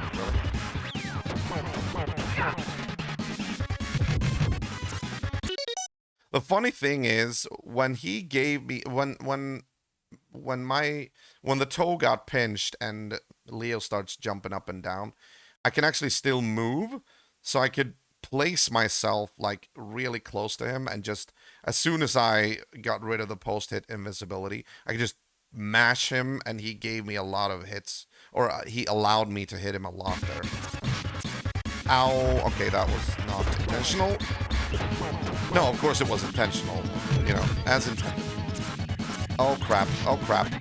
I jumped the wrong way. Okay, come on. No, okay, no more lobsters. How about now? Yeah, now, okay. Last one, remember the last one. Fuck! Fuck, you need to actually be further back, because if you stand too close... Okay.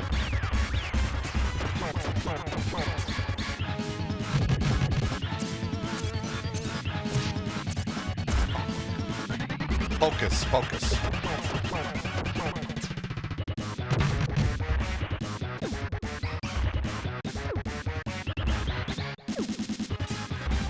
There you go.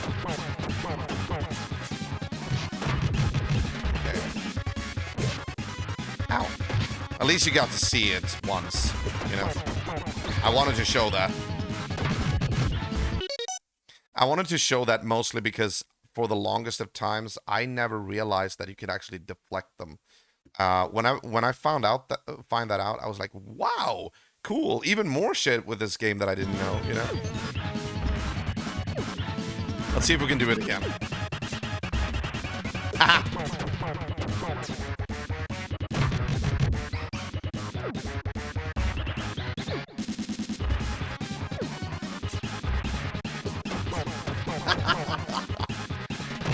All right, 3 in a row. See if we can go for 4.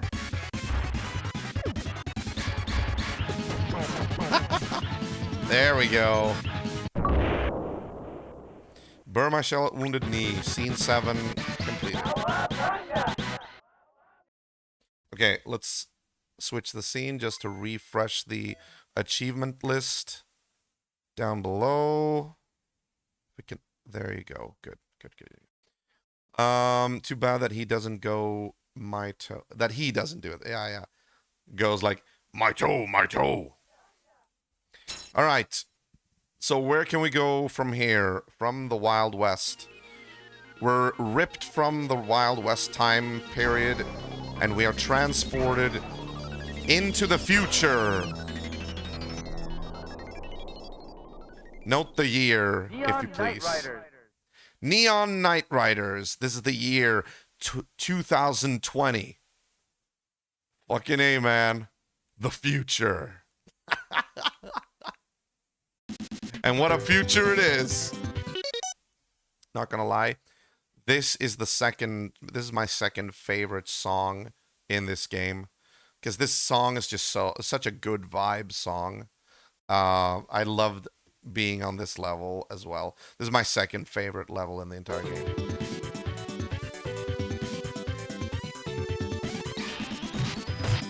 Fuck off. Fuck you! Okay, now I'm actually a little bit pissed off. There you go. I have to be quick.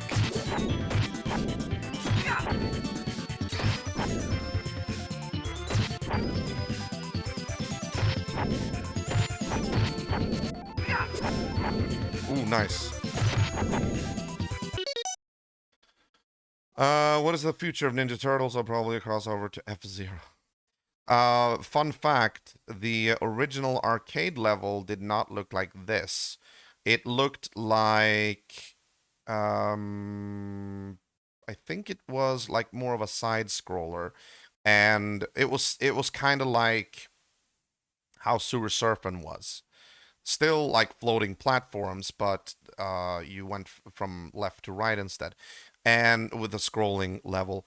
The same kind of background was there, but the image is actually cut in half here. The artwork of the background continued on the arcade down to cover the entire screen. Here, they used like sort of a fake horizontal illusion so that the half the image is showing on the upper screen, whereas the lower half is pretty much just ripped from F-Zero. Maybe not entirely, but you know what I mean. It's very similar, but here they actually wanted to make use of the scaling abilities of the Super Nintendo, so that it would be something else to attract you to buy the game. This was a new thing at the time, you know, the whole Mode 7 going in and out, you know, things in the background being small and then coming at you getting larger, you know, sort of like a fake 3D feeling. What they call, I guess, 2.5D.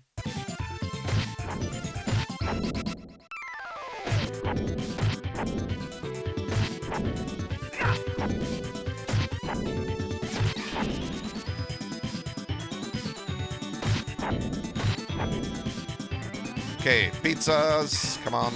Try to get them all.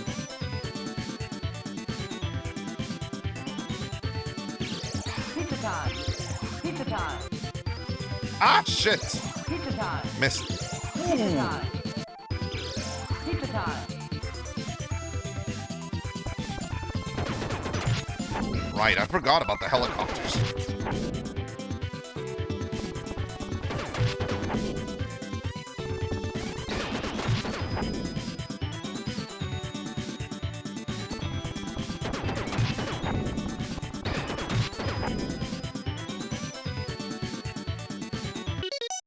Now we reach the point in the level where it actually switches over from Mode 7 and going to a side-scrolling. There we go.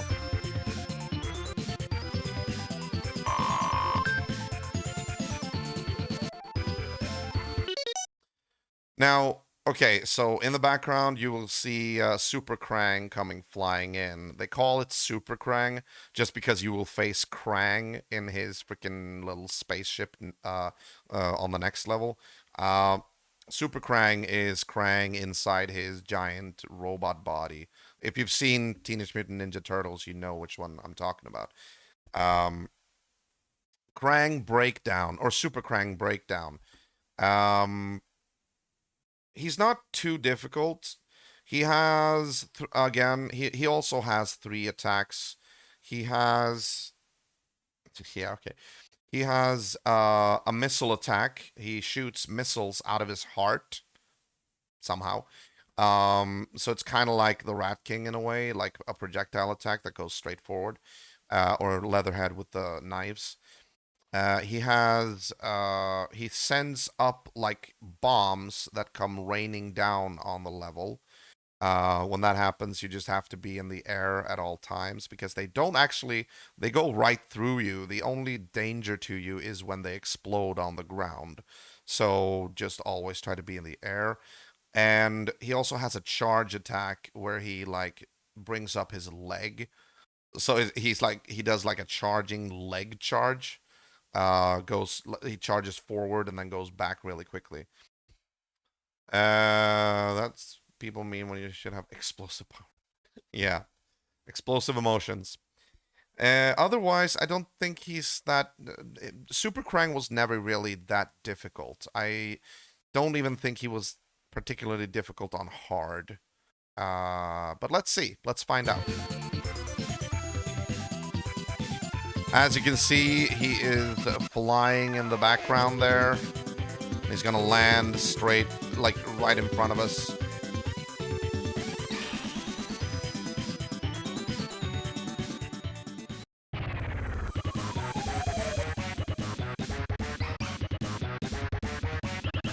Face the wrath of Super Krang! Oh yes, he has another attack as well. He can do like a double-fisted slam down.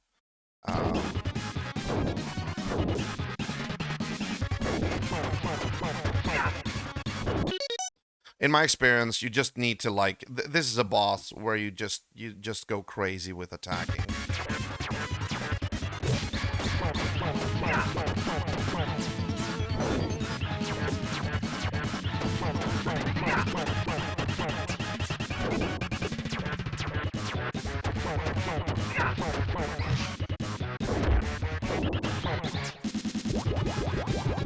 And here come the bombs.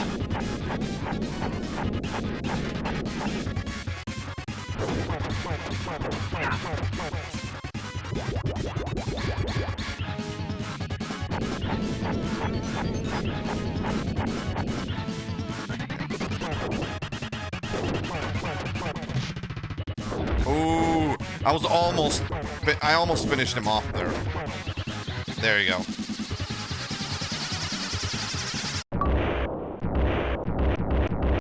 You're going to pay.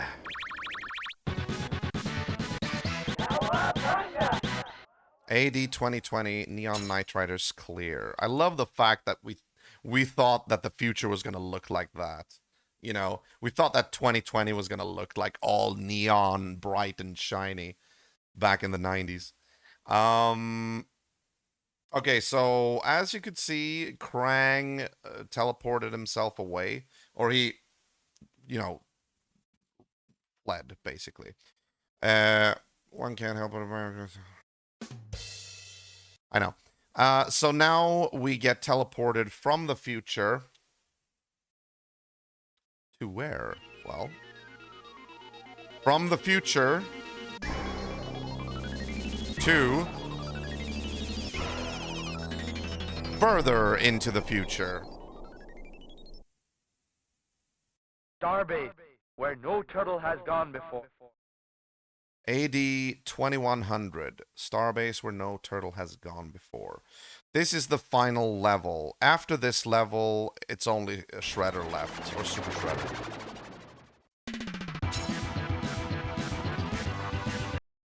And this song is kick-ass. It's not my favorite, but it's up there with like it's close in a close third place.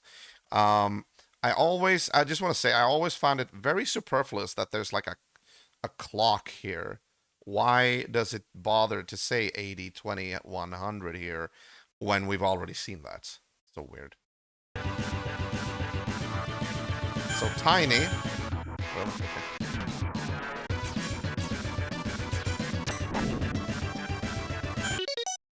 That was another thing that my acquaintance that played this game and showed me this game the first time around, that little robot that we just destroyed, that little robot does not exist anywhere else in the game. It's always there in the very beginning of this final level.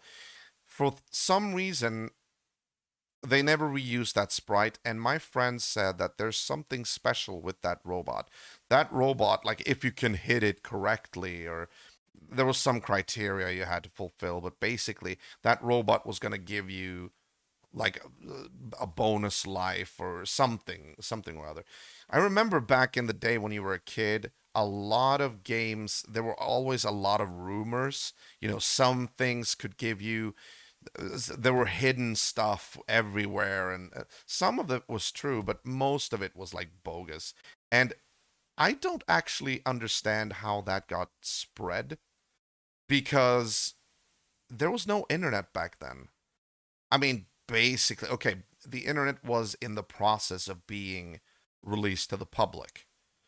I think I played this game the first time around, I think was in 95.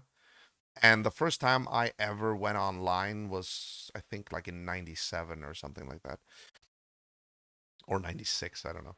But so there was a lot of like, you know, rumors about some things, and people had spread rumors about like hidden stuff and such things. And it was like, how the hell was those things spread? Well, there was, of course, there were video game magazines, yes, but I don't know. That must have been the only, because there was no YouTube, no internet of any kind, you know. So there was only magazines and word of mouth. They could barely convince you that this is even further into the future, so they had to write it into the level. Yeah, I know, right?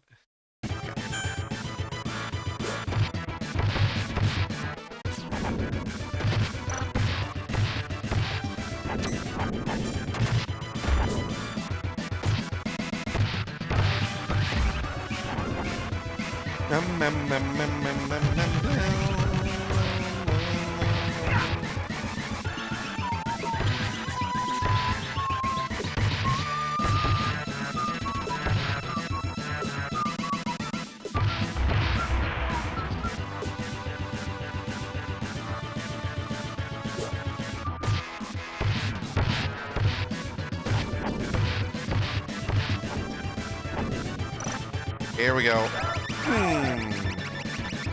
Love that.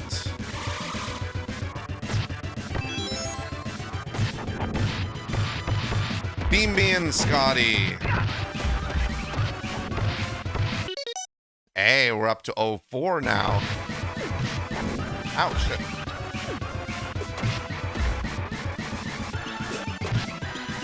Ah. There we go.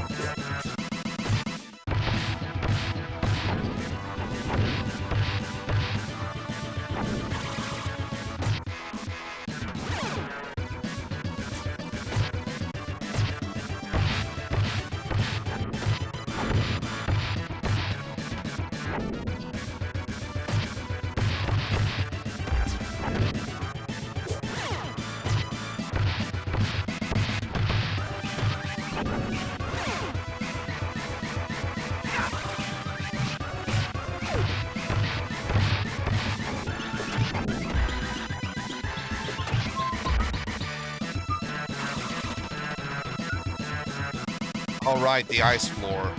Oh!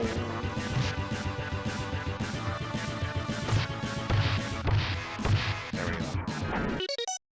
So if we walk across the ice floor when the rings like go up from the ice floor, we get turned into ice. Pretty much the same mechanic as Toka's ice breath. Pizza time.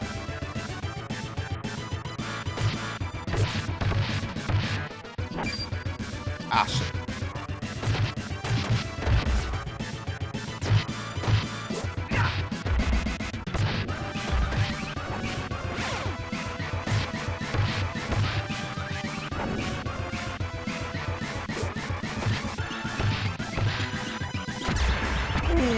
I forgot about that.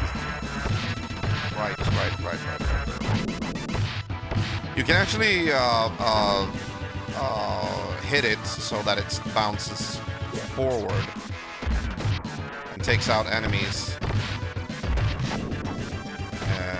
in your path.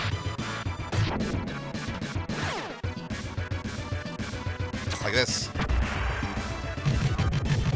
Oh, of course. Ah, crap. And we're back down to 3.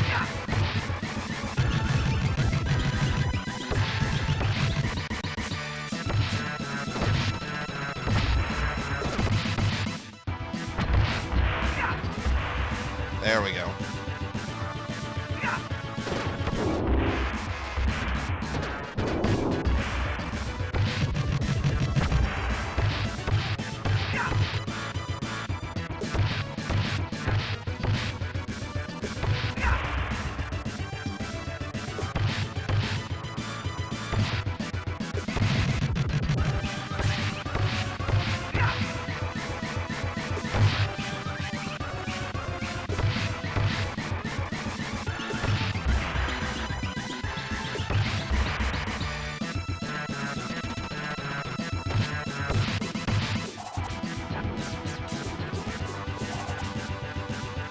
Ah, fuck.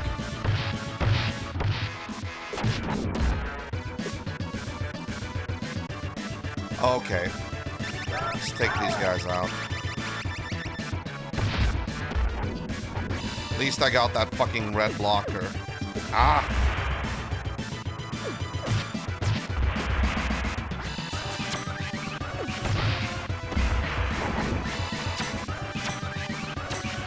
Hate this guy. There we go. Thank you. Did this game have a sequel? No, it did not. It did have a counterpart on the Sega Mega Drive though, called the Hyperstone Heist. I've never actually played that, but it's supposed to be pretty much the same game, but with a different story, different levels, and such things. I don't know if Shredder's Revenge is a continuation of this game. It's a similar game that was released just a few years ago, for the more modern platforms. But I don't think it's a similar type of game, like a beat 'em up. But I don't know if it has anything to do with Turtles in Time. This beat 'em up is probably real easy when compared to them other beat 'em ups. No, it's not easy. It's just that I've played this game a million times and know exactly where every enemy is gonna appear, and I know exactly what to do with some enemies and other enemies, and you know, if you play this game the first time around, I think it's pretty challenging. And it's also not poorly programmed. The control is perfect. It really nails the control, this game. Whereas so many other beat 'em ups are just clunky and unruly to control.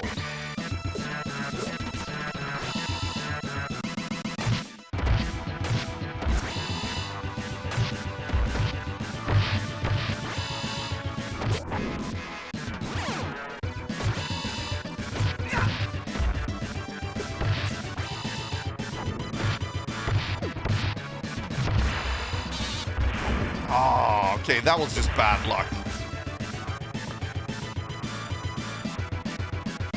All right, fine. Pizza time.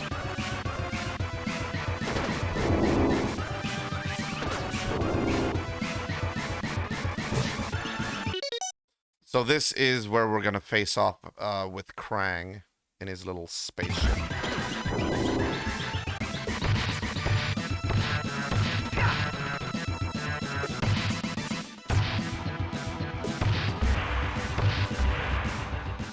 There we go. And Shredder shows up on the vid screen in the background, of course. You shellheads are dead. All right, breakdown of Krang. He does a multitude of attacks, actually. He is he's flying around the arena or the where we fight. He flies around the area and shoots bubbles out from the side of his from his ship.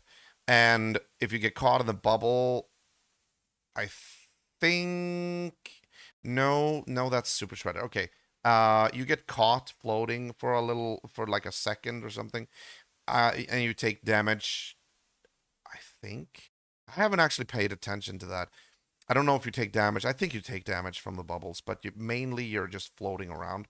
Um, and you hear Shredder actually laughing when you get caught in the bubbles. Um, Krang can also when he teleports away and then teleports in again, and you never really know where he's going to teleport in. He teleports in at different heights. You can actually see that and determine how high up he is by looking at his shadow on the ground. Right now, there's no shadow, but the shadow is flickering just like the vid screen image of Shredder. Right now, we're not seeing it because we ended up on a frame where he is not there. Um, so when he is teleports in at the very top of the area, he comes down, crashing down right on top of you. He tries to like crush you. You can still attack him, but I usually just try to avoid that. When he teleports in, like in at mid height, he just does a lap where he places down mechanical droids, the ones that do the same attack as the Roadkill Rodneys in the present time. Um, and when he teleports down in like at the lowest level where he's like right by his shadow, that's when you can like actually hit him very well. Like he's easy to be hit. He's easy to be hit. He's easy to hit. Um, the only problem when he does that is that you have to watch out for the bubble attack. All right. Thought you had gotten some warm up by doing the other ones the other day, making this one so much easier. No, it's just that I love this game and it's so much easier to do. It's easier to play. You know what I mean? And we're even doing hard now because I wanted to give myself an extra challenge. And the challenge has actually been there constantly because I've only once gone up to 4 lives, but I've always been at 3 and I've gone down to 2 at some points. So yeah, I also think we're rewarded with a different type of cutscene at the end of hard. We actually get like a credit roll with a presentation of every enemy, I think. Kind of like Donkey Kong Country style. Not sure. No, maybe not. I might be talking out of my ass now, but okay, let's deal with Krang here.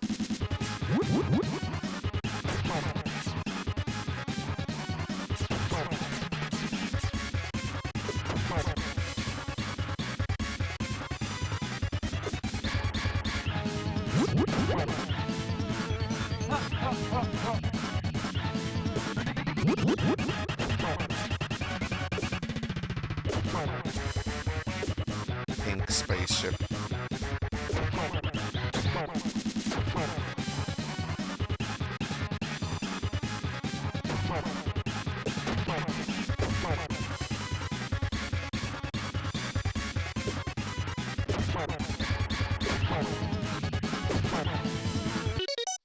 Basically, you only have to maneuver yourself so that you're always on the same level with his shadow.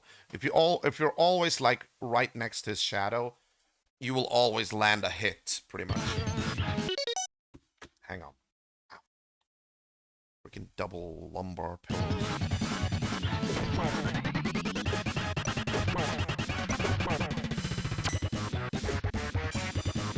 Ooh, he didn't even have time to.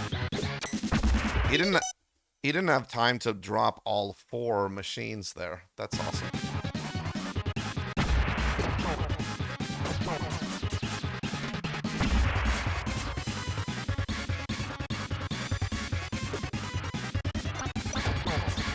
Like now. Yeah, there we go. He will actually stay away until you've cleared out 3 of the 4 machines. If we take out 1 more, he's going to reappear while the other machine is still there.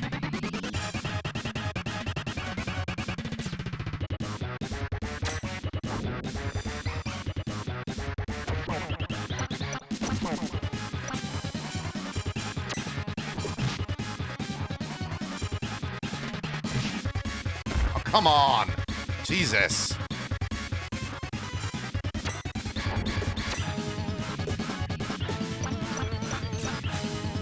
Oh!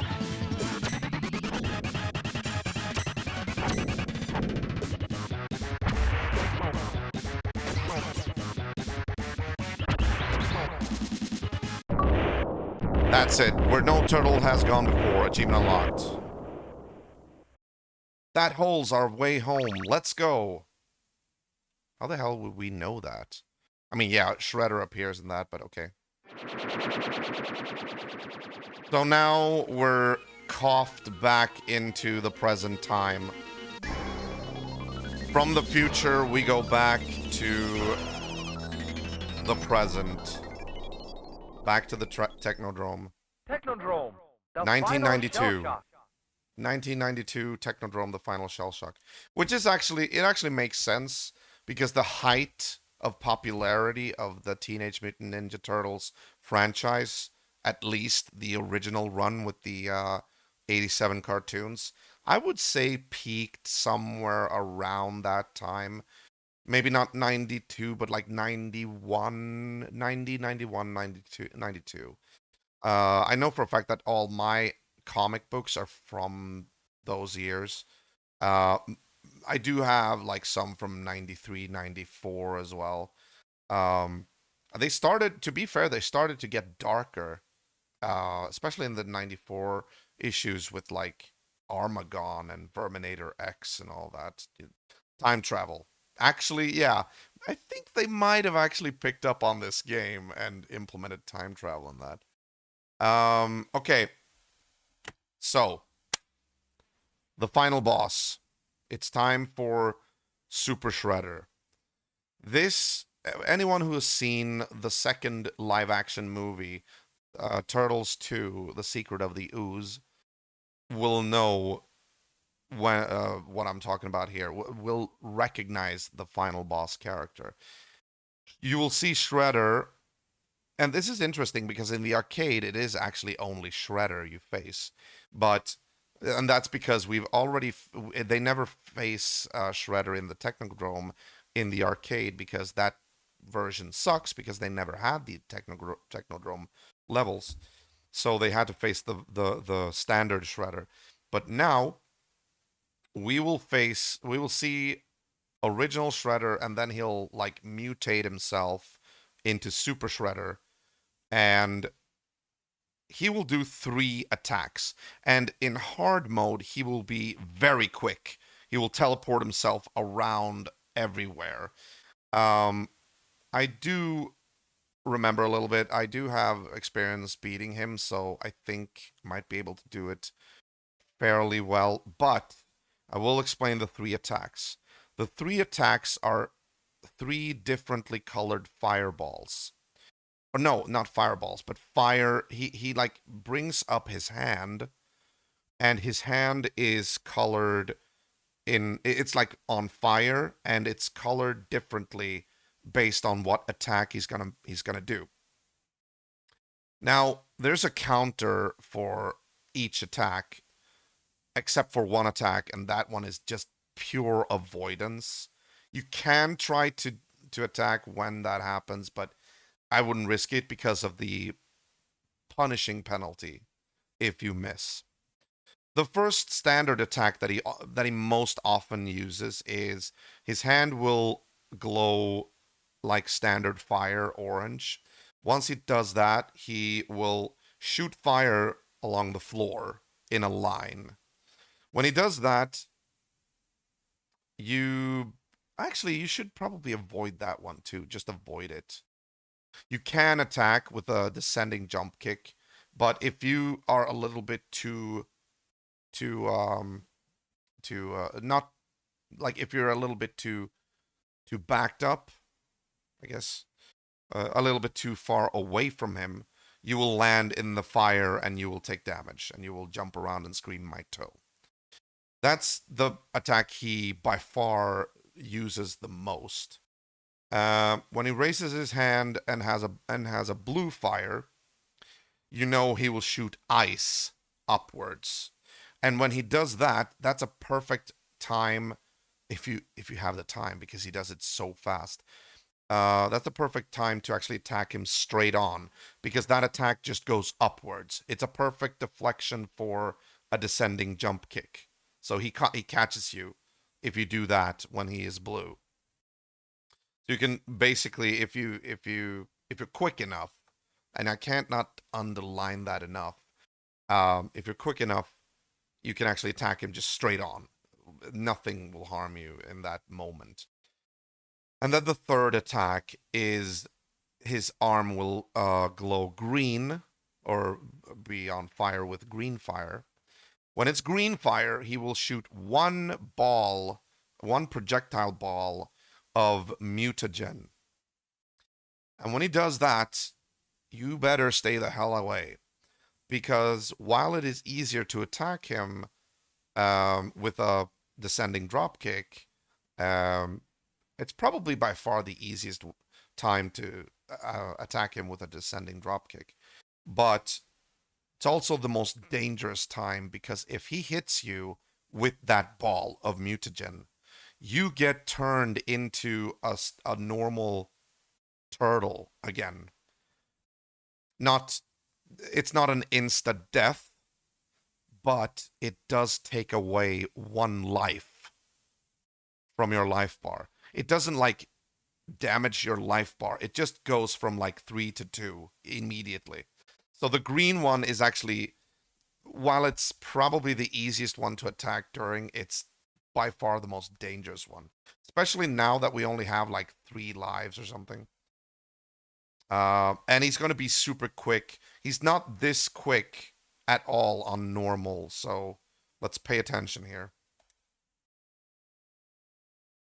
Technodrome, the final shell shock, AD 1992. So, standard Shredder stands there, and then he transforms into Super Shredder.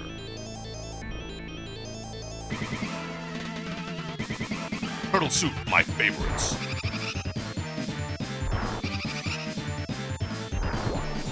Ooh.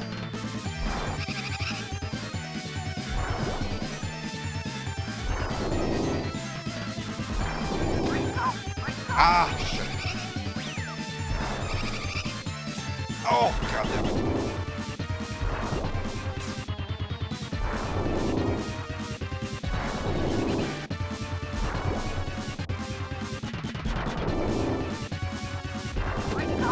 Ah, shit, I knew it.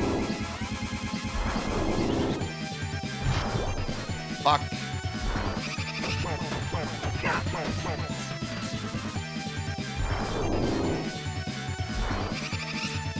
Oh, so close.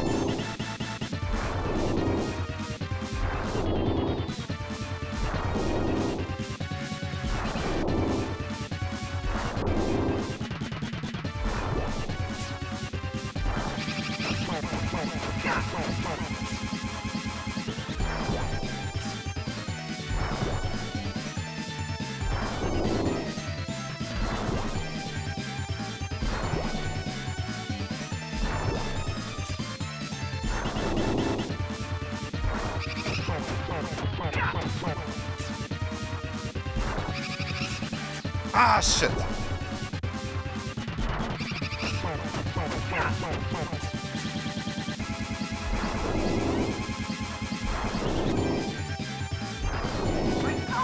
Oh, fuck.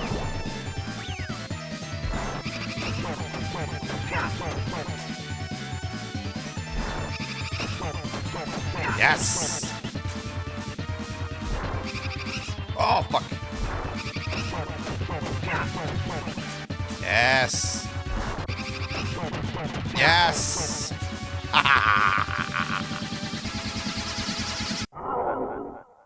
There we go. Done and done. Achievement unlocked, the final shell shock. Okay, let me just do this. Just to refresh the achievement list down below. Thank you. Achievement unlocked. We got it, Sensei. Hard. Achievement unlocked, the leader. Because I beat the game with Leo. Achievement unlocked, the final challenge, 700. Getting 700 points, I guess. Let me check the list. Complete the game in hard. Finish the game as Leonardo. Complete the game in hard with more than 700 points. Nice. Is that the... Wait. More than 700 points. Yeah, I don't... Oh. Okay, and complete the game in easy or normal with more than 1,000 points. I think I had more than 1,000 points. So easy and normal should be a breeze. Honestly, what other achievements do we have? Finish the game as Michelangelo. Finish the game as Donatello. Finish the game as Raphael. Complete the game in easy. Complete the first time trial. Complete the second time trial. Complete the third time trial. I don't know if I ever did time trial that much. Complete all the 3 time trials as Leonardo, as Michelangelo, as Donatello, as Raphael. Where's the ninjas? Complete the game in easy or normal mode with 1,000 points. Complete the game with 7 or more lives in reserve. On hard. Oh, that's by far the most difficult achievement. So many turtles. Complete the game with 7 or more lives in reserve on hard.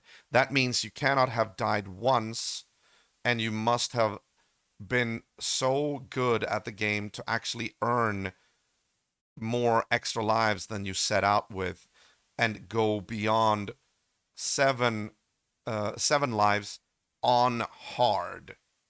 I don't think I'm ever gonna be able to do that. I mean, I'm good at the game, but don't think I'm ever gonna be able to do that. Teenage Mutant Hero Turtles, our 4 reptilian heroes have overcome the arch villain Shredder. Have overcome the villain Shredder. There we go.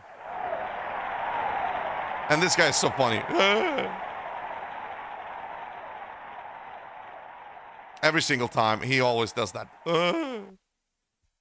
Just jumps past the camera. Staff. Game programmer, and all that. Okay, so this is the credit roll. However, there's going to be a second thing after this, I think.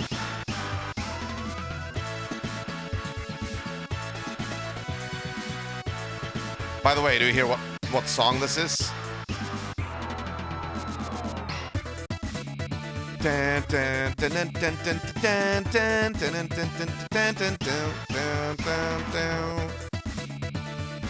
This is Pizza Power with Vanilla Ice from the second movie, I think it is. Or it could actually be the first movie. I don't remember.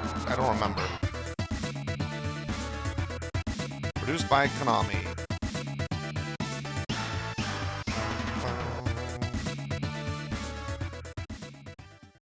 All right, let's check this out. Yeah, here we go. Teenage Mutant Hero Turtles. Yep. Turtles in Time. Cast. Here we go.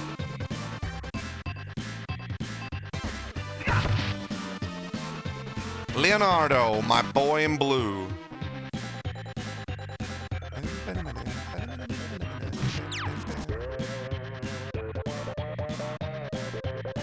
Michelangelo. Always so unfair that he got that kind of credit roll. Credit roll section. Donatello. That's actually Donatello's special attack, just a front gliding kick.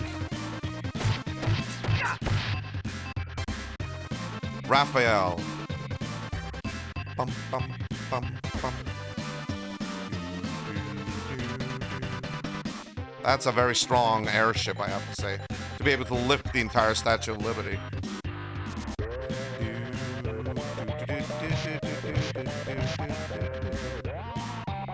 Foot Soldier.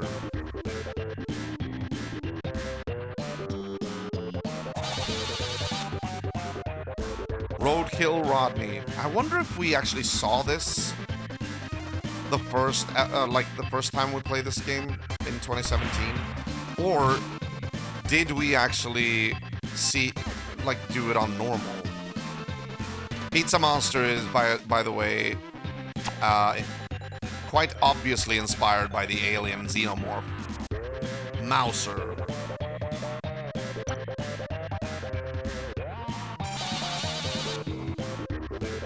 Robot Walker. Very generic name for that machine.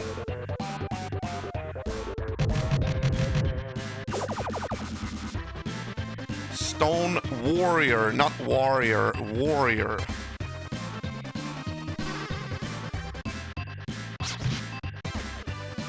Baxter Stockman.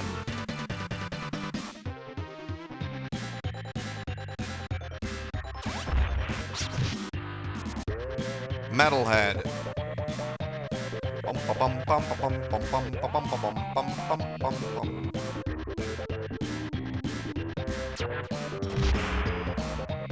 Rat King.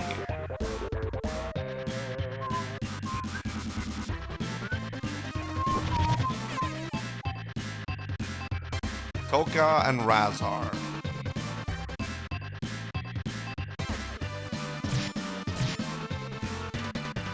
Slash.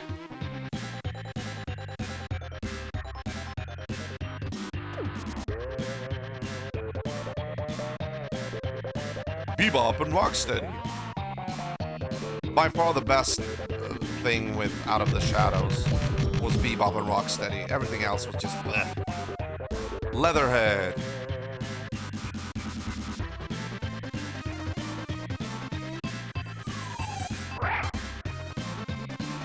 Krang. Technically that is Super Krang, but yeah.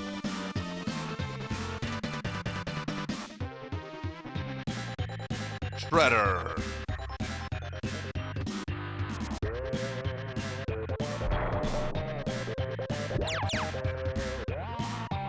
Yeah.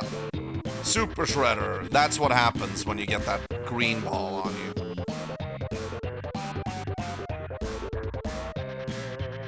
Congratulations. You have completed your training. And are now true heroes. Oh, that was just training?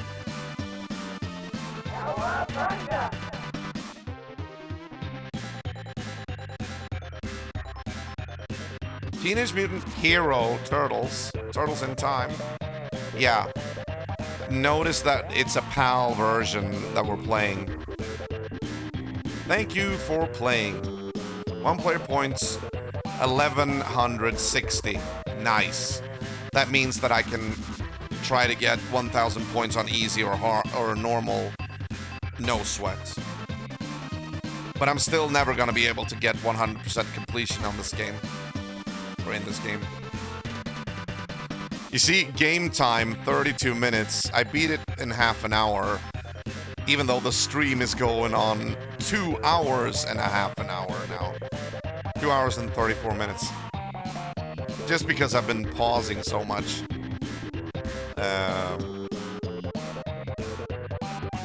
Oh, by the way, this is one of those screens you can't actually... This is one of those screens you can't actually progress from. This is like the end card. This is the only way to actually get away from this is to power off the system or reset the game.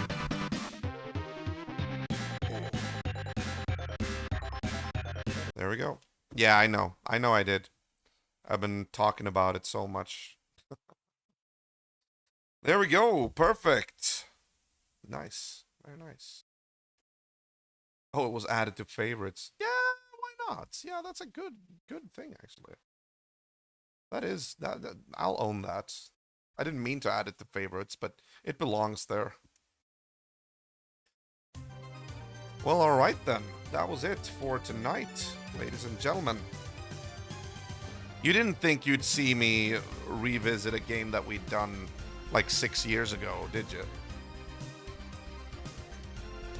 And we'd also already played it 8 years ago together with Zai, not on Twitch though, but there is a video on of me and Zai when I was 8 years younger and several kilograms lighter. When I actually play with Zai and we're in the. I'm actually gonna give you the. I'm gonna give you the link to that. Hang on. That is actually a part of the Going 16-bit with Ego Byte series, which kind of got replaced with Super Nintendo Summer. I kind of need to clean those. I need to clean that series up a little bit because eventually Going 16-bit would transform the format to move from me and Zai sitting on the couch playing video games to only me in playing games over stream, but it was still called Going 16-bit. I don't remember how long it took before I changed that. It must have logically happened the first year we did Super Nintendo Summer.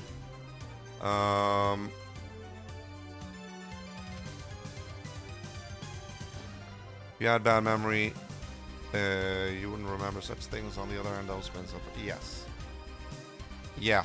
Short-term memory is not really the best one for me. Okay, I'm gonna open both of these. And yeah. Because I want to know. I also want to see the one from 2017. I want to see which difficulty setting I had. We can actually check it together. Why not?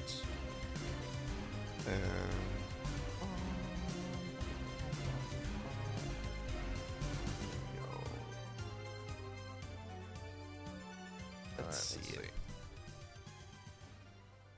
Oh, I didn't even have an intro. All right, it seems to be working. All right, good. That was weird. I wonder why that happened because I've never experienced something like that before. Experienced what? I don't know.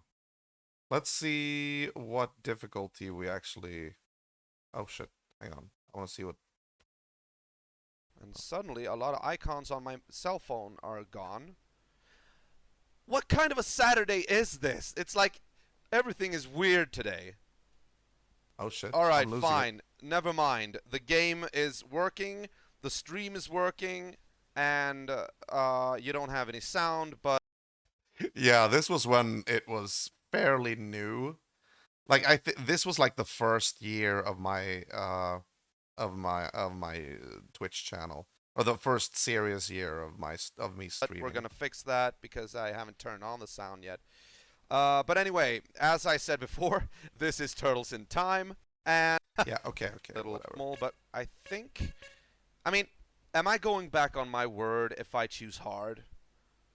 I never, yes, I know I said that I never really choose hard, but I feel like Turtles in Time is so ingrained in me from childhood that I should be able to do hard, and it shouldn't As we did today. really be like, oath breaking or anything. What do you say? Should I do it? I know one thing I should do. I should do Control Type C because that's the usual thing I do. And rest 7 player dash auto. And I always do the comic color mode. I love the fact that you can actually change sound mode to mono. All right, Zook, you with me? Let's do it. Oh, I did do hard. I chose this game as well because it's like I don't really have that much time, and this game is very short, so Do hard, and if you die too much, switch back and remove the recording from Twitch. Zookster. So sneaky. yeah, if I do die too much, switch back and remove the. Wait, in that case, we should actually get the cast roll. Yeah, we did. Okay, so we did do hard last time. Okay. Alright. Fair enough. Now, going back. Oh shit. Going back even further in time.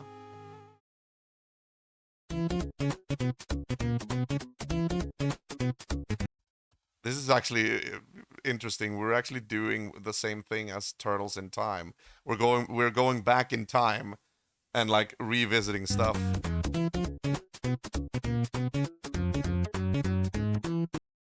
Oh, I just realized this is actually in Swedish because Zai is my guest. Yeah, so this is in Swedish. Det är fortfarande Super Nintendo som vi ska köra nu. Yeah. Yes. And that's my old couch. Oh my god. Frågan är om vi ska... Vänta. Ja! Vad tänkte du på? Turtles in Time. Dum, dum, Har du dum. spelat det någon gång? Nej. Det är Vi det kör. bästa Turtles-spelet Vi till... kör. Oh, I had my old necklace there. I lost that necklace. till retrokonsolerna. Fuck. Vi kör. Varför inte? Varför Vi är inte? inte fega, vi kör. Why the fuck not? Det var länge sedan. Yeah, my living room does not really look like that anymore. Well, it does. I mean, it's basically the same. But I have my games where I have the box set DVDs there now. The DVDs have moved into my walk-in closet because that's where I have like everything movie related now. That couch, the two-seater couch, was a bargain find at a second-hand place where they sold like used furniture and stuff like that.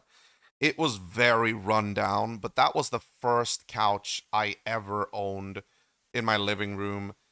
It was not just that one; it was an exact duplicate of it. I bought two of them, so that one was on that side, and then I had one like on this side as well. Like they were placed like this. So here I have it like right down here, right down here. It like goes in that direction as well. I mean, if you understand what I'm saying. Turtles for the way. Men, åh, Starring. Can't you sing music? This was actually interesting. This was a little bit of a series we did. I'd almost forgotten about this series. This was a series that me and Zai did back in the day, and I actually edited this. I edited this so that when we break for like a joke or something, I actually go full screen on us. So it's more of an edited show. I could actually recommend it for you if you'd like to, watch the old school stuff and also see Zai in a video of mine. We did a bunch of these videos. We started with like Super Mario Kart, I think. And then we did this one. We did Donkey Kong Country as well, Super Mario World, Sunset Riders. Have we done Sunset Riders for Super Nintendo Summer even? I wonder if we have. If we haven't, that's definitely a candidate for Super Nintendo Summer. Maybe in August. But yeah. And the way I did this was I had a Canon digital camera, which I placed on a tripod like over here, which recorded us at the same time as I recorded. I didn't screen capture. No, I recorded the on the computer as well. All right, take care. Have a good one, man. Thank you for stopping by. It was actually interesting. The problem was I love being able to do that, but it was also kind of a hassle because the camera on the tripod back in those days, I think this was like if it was 8 years ago, it was like 20. Wait, det var länge sedan. what does my kitchen look like? It has not yet been renovated, so this is probably 2014. 2015, my kitchen gets renovated completely because there's like the floorboards were damaged by like water leakage and stuff like that. And I can see from here that that is my old kitchen layout. So yeah, this is probably in 2014, possibly early 2015. I'm not sure. Um, but yeah, so back then the digital cameras were not optimized for streaming. There was no like input where I could put the where I could put like a connector to like use for streaming. H Was it HDMI or was it USB? Regardless, it was there was no way to stream from that camera. If I had been able to do that, I think a lot of things would have been different. I probably would have made like a show where we did this on Twitch. Like I would have that camera recording us, and we'd be still be doing this little thing, like sitting in the on the couch and doing this. Um, I also would probably have maybe done like streams where we played board games, stuff like that. And thinking about this, I'm wondering like if I have any cameras right now that are optimized for streaming. I mean, I have my cell phone, my Galaxy S20, but it's also like my only phone, and there's so much else on that phone, and I don't want it to break because when you continuously record with a phone, it gets really hot. Turtles for away. Vi kör två play. Rafael har kortast räckvidd, men han är också stark, han är snabbast. This is April O'Neil reporting. Megan Fox ain't got nothing on her, alltså. Hey Shredder, bring that statue back, you bloated beanbag. Boom! Shredder, det är en ganska banal handling egentligen. Shredder har stulit Frihetsgudinnan. Ja. Huh. I'm just looking around a little bit here. Hur många banor finns det? Är det 10? Det får du se. Okej. Men man kan tro att det är sista banan, för teknodromen brukar alltid vara den sista banan. Det är Turtles. Zai actually kept changing Turtle. Like right now he's using Raph. I think towards the end he was playing with De Donatello. letar ju efter Shredder, så att, och det här är ju hans bas. Kommer du ihåg Turtles?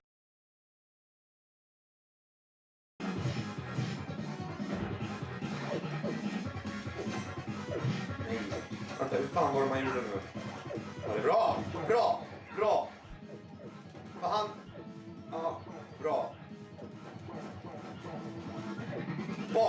Bakifrån ska man ta honom. Är det så? Ja. Jävlar. For anyone who knows Swedish, for you English speakers out there, I can tell you that I said, that's right, that's right. You're supposed to take him from behind. Obviously, that was why we were laughing. Kill. The puns in this series, sometimes it was like a little bit too much. Oh yeah, that was another thing with this series. We played video games and we also drank beer.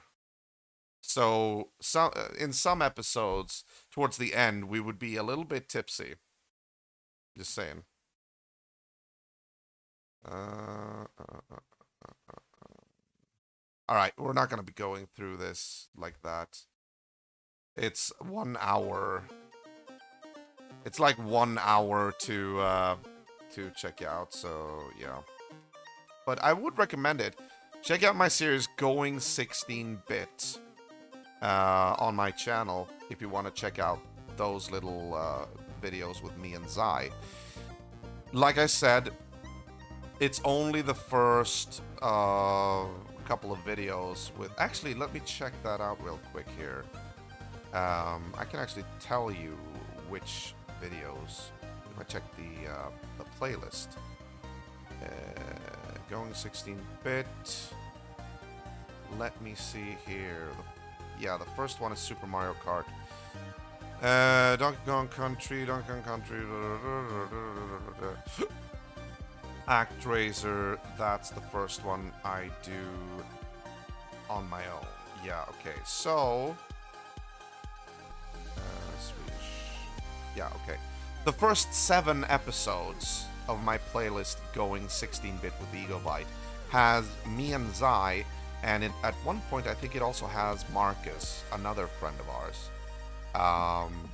If you want to check that out, Going 16-bit with Egobyte on YouTube. It is, however, us speaking Swedish. Just so you know, that is like, because, you know, I wasn't really catering towards the international audience at the time. We were just recording this to have a laugh and a few drinks, you know. But it is a heavily edited episode, or it is a heavily edited amount of episodes. So it could be interesting to watch, at least if you're Swedish. And then after the first 7 episodes, it would actually become pretty much the same format as I've always had with Super Nintendo Summer. Although it would be called Going 16-bit. Let's see, the last episode was uploaded 7 years ago. The last episode with Zai, I mean. And then I would have it be called Going 16-bit up until I played Cool Spot, which was 5 years ago. And I even say it in the descriptive text that we're kicking off the summer of 2018. Okay, yeah. So everything up until Cool Spot is Going 16-bit. That's episode 26. So the first 7 episodes is me and friends playing games, speaking Swedish and getting drunk. The episodes 8 through 26 is pretty much the same format as Super Nintendo Summer. I'm just calling it Going 16-bit instead. And then episode 27 and onward, it's actually starting with Daffy Duck, the Marvin missions, is Super Nintendo Summer, and would remain Super Nintendo Summer for all time, or at least until current time. Yeah, sorry about the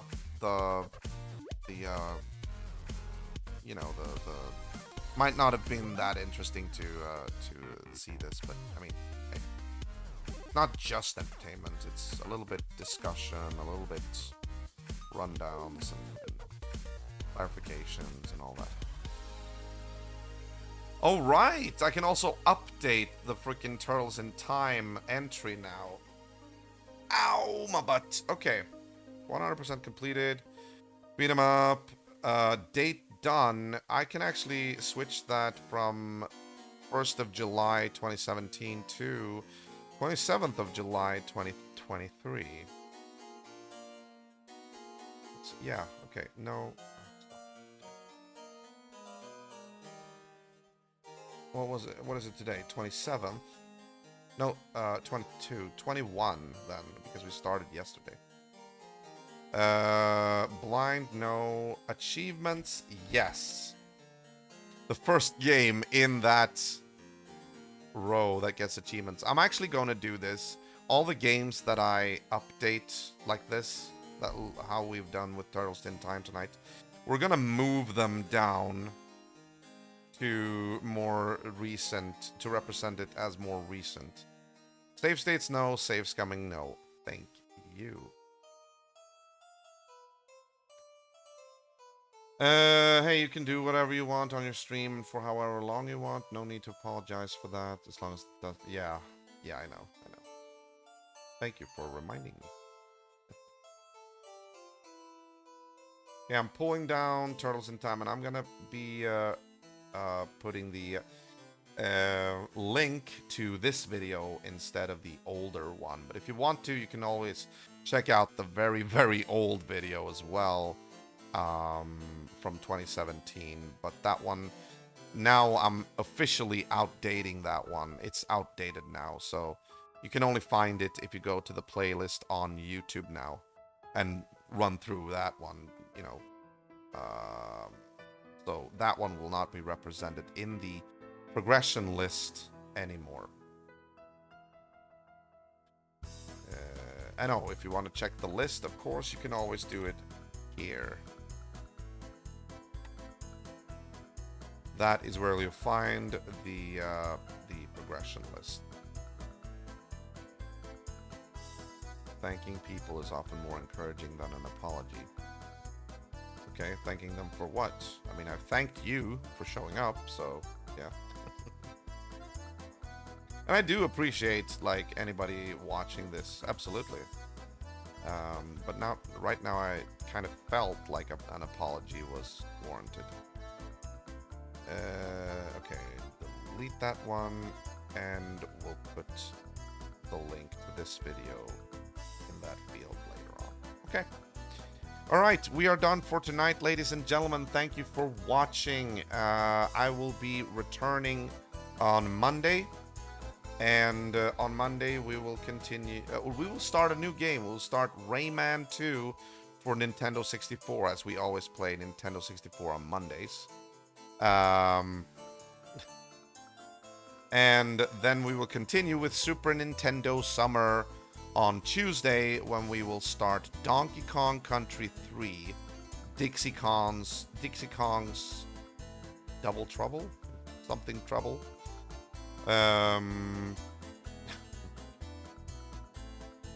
So yeah, until then, have a great weekend. I hope you have a great weekend. And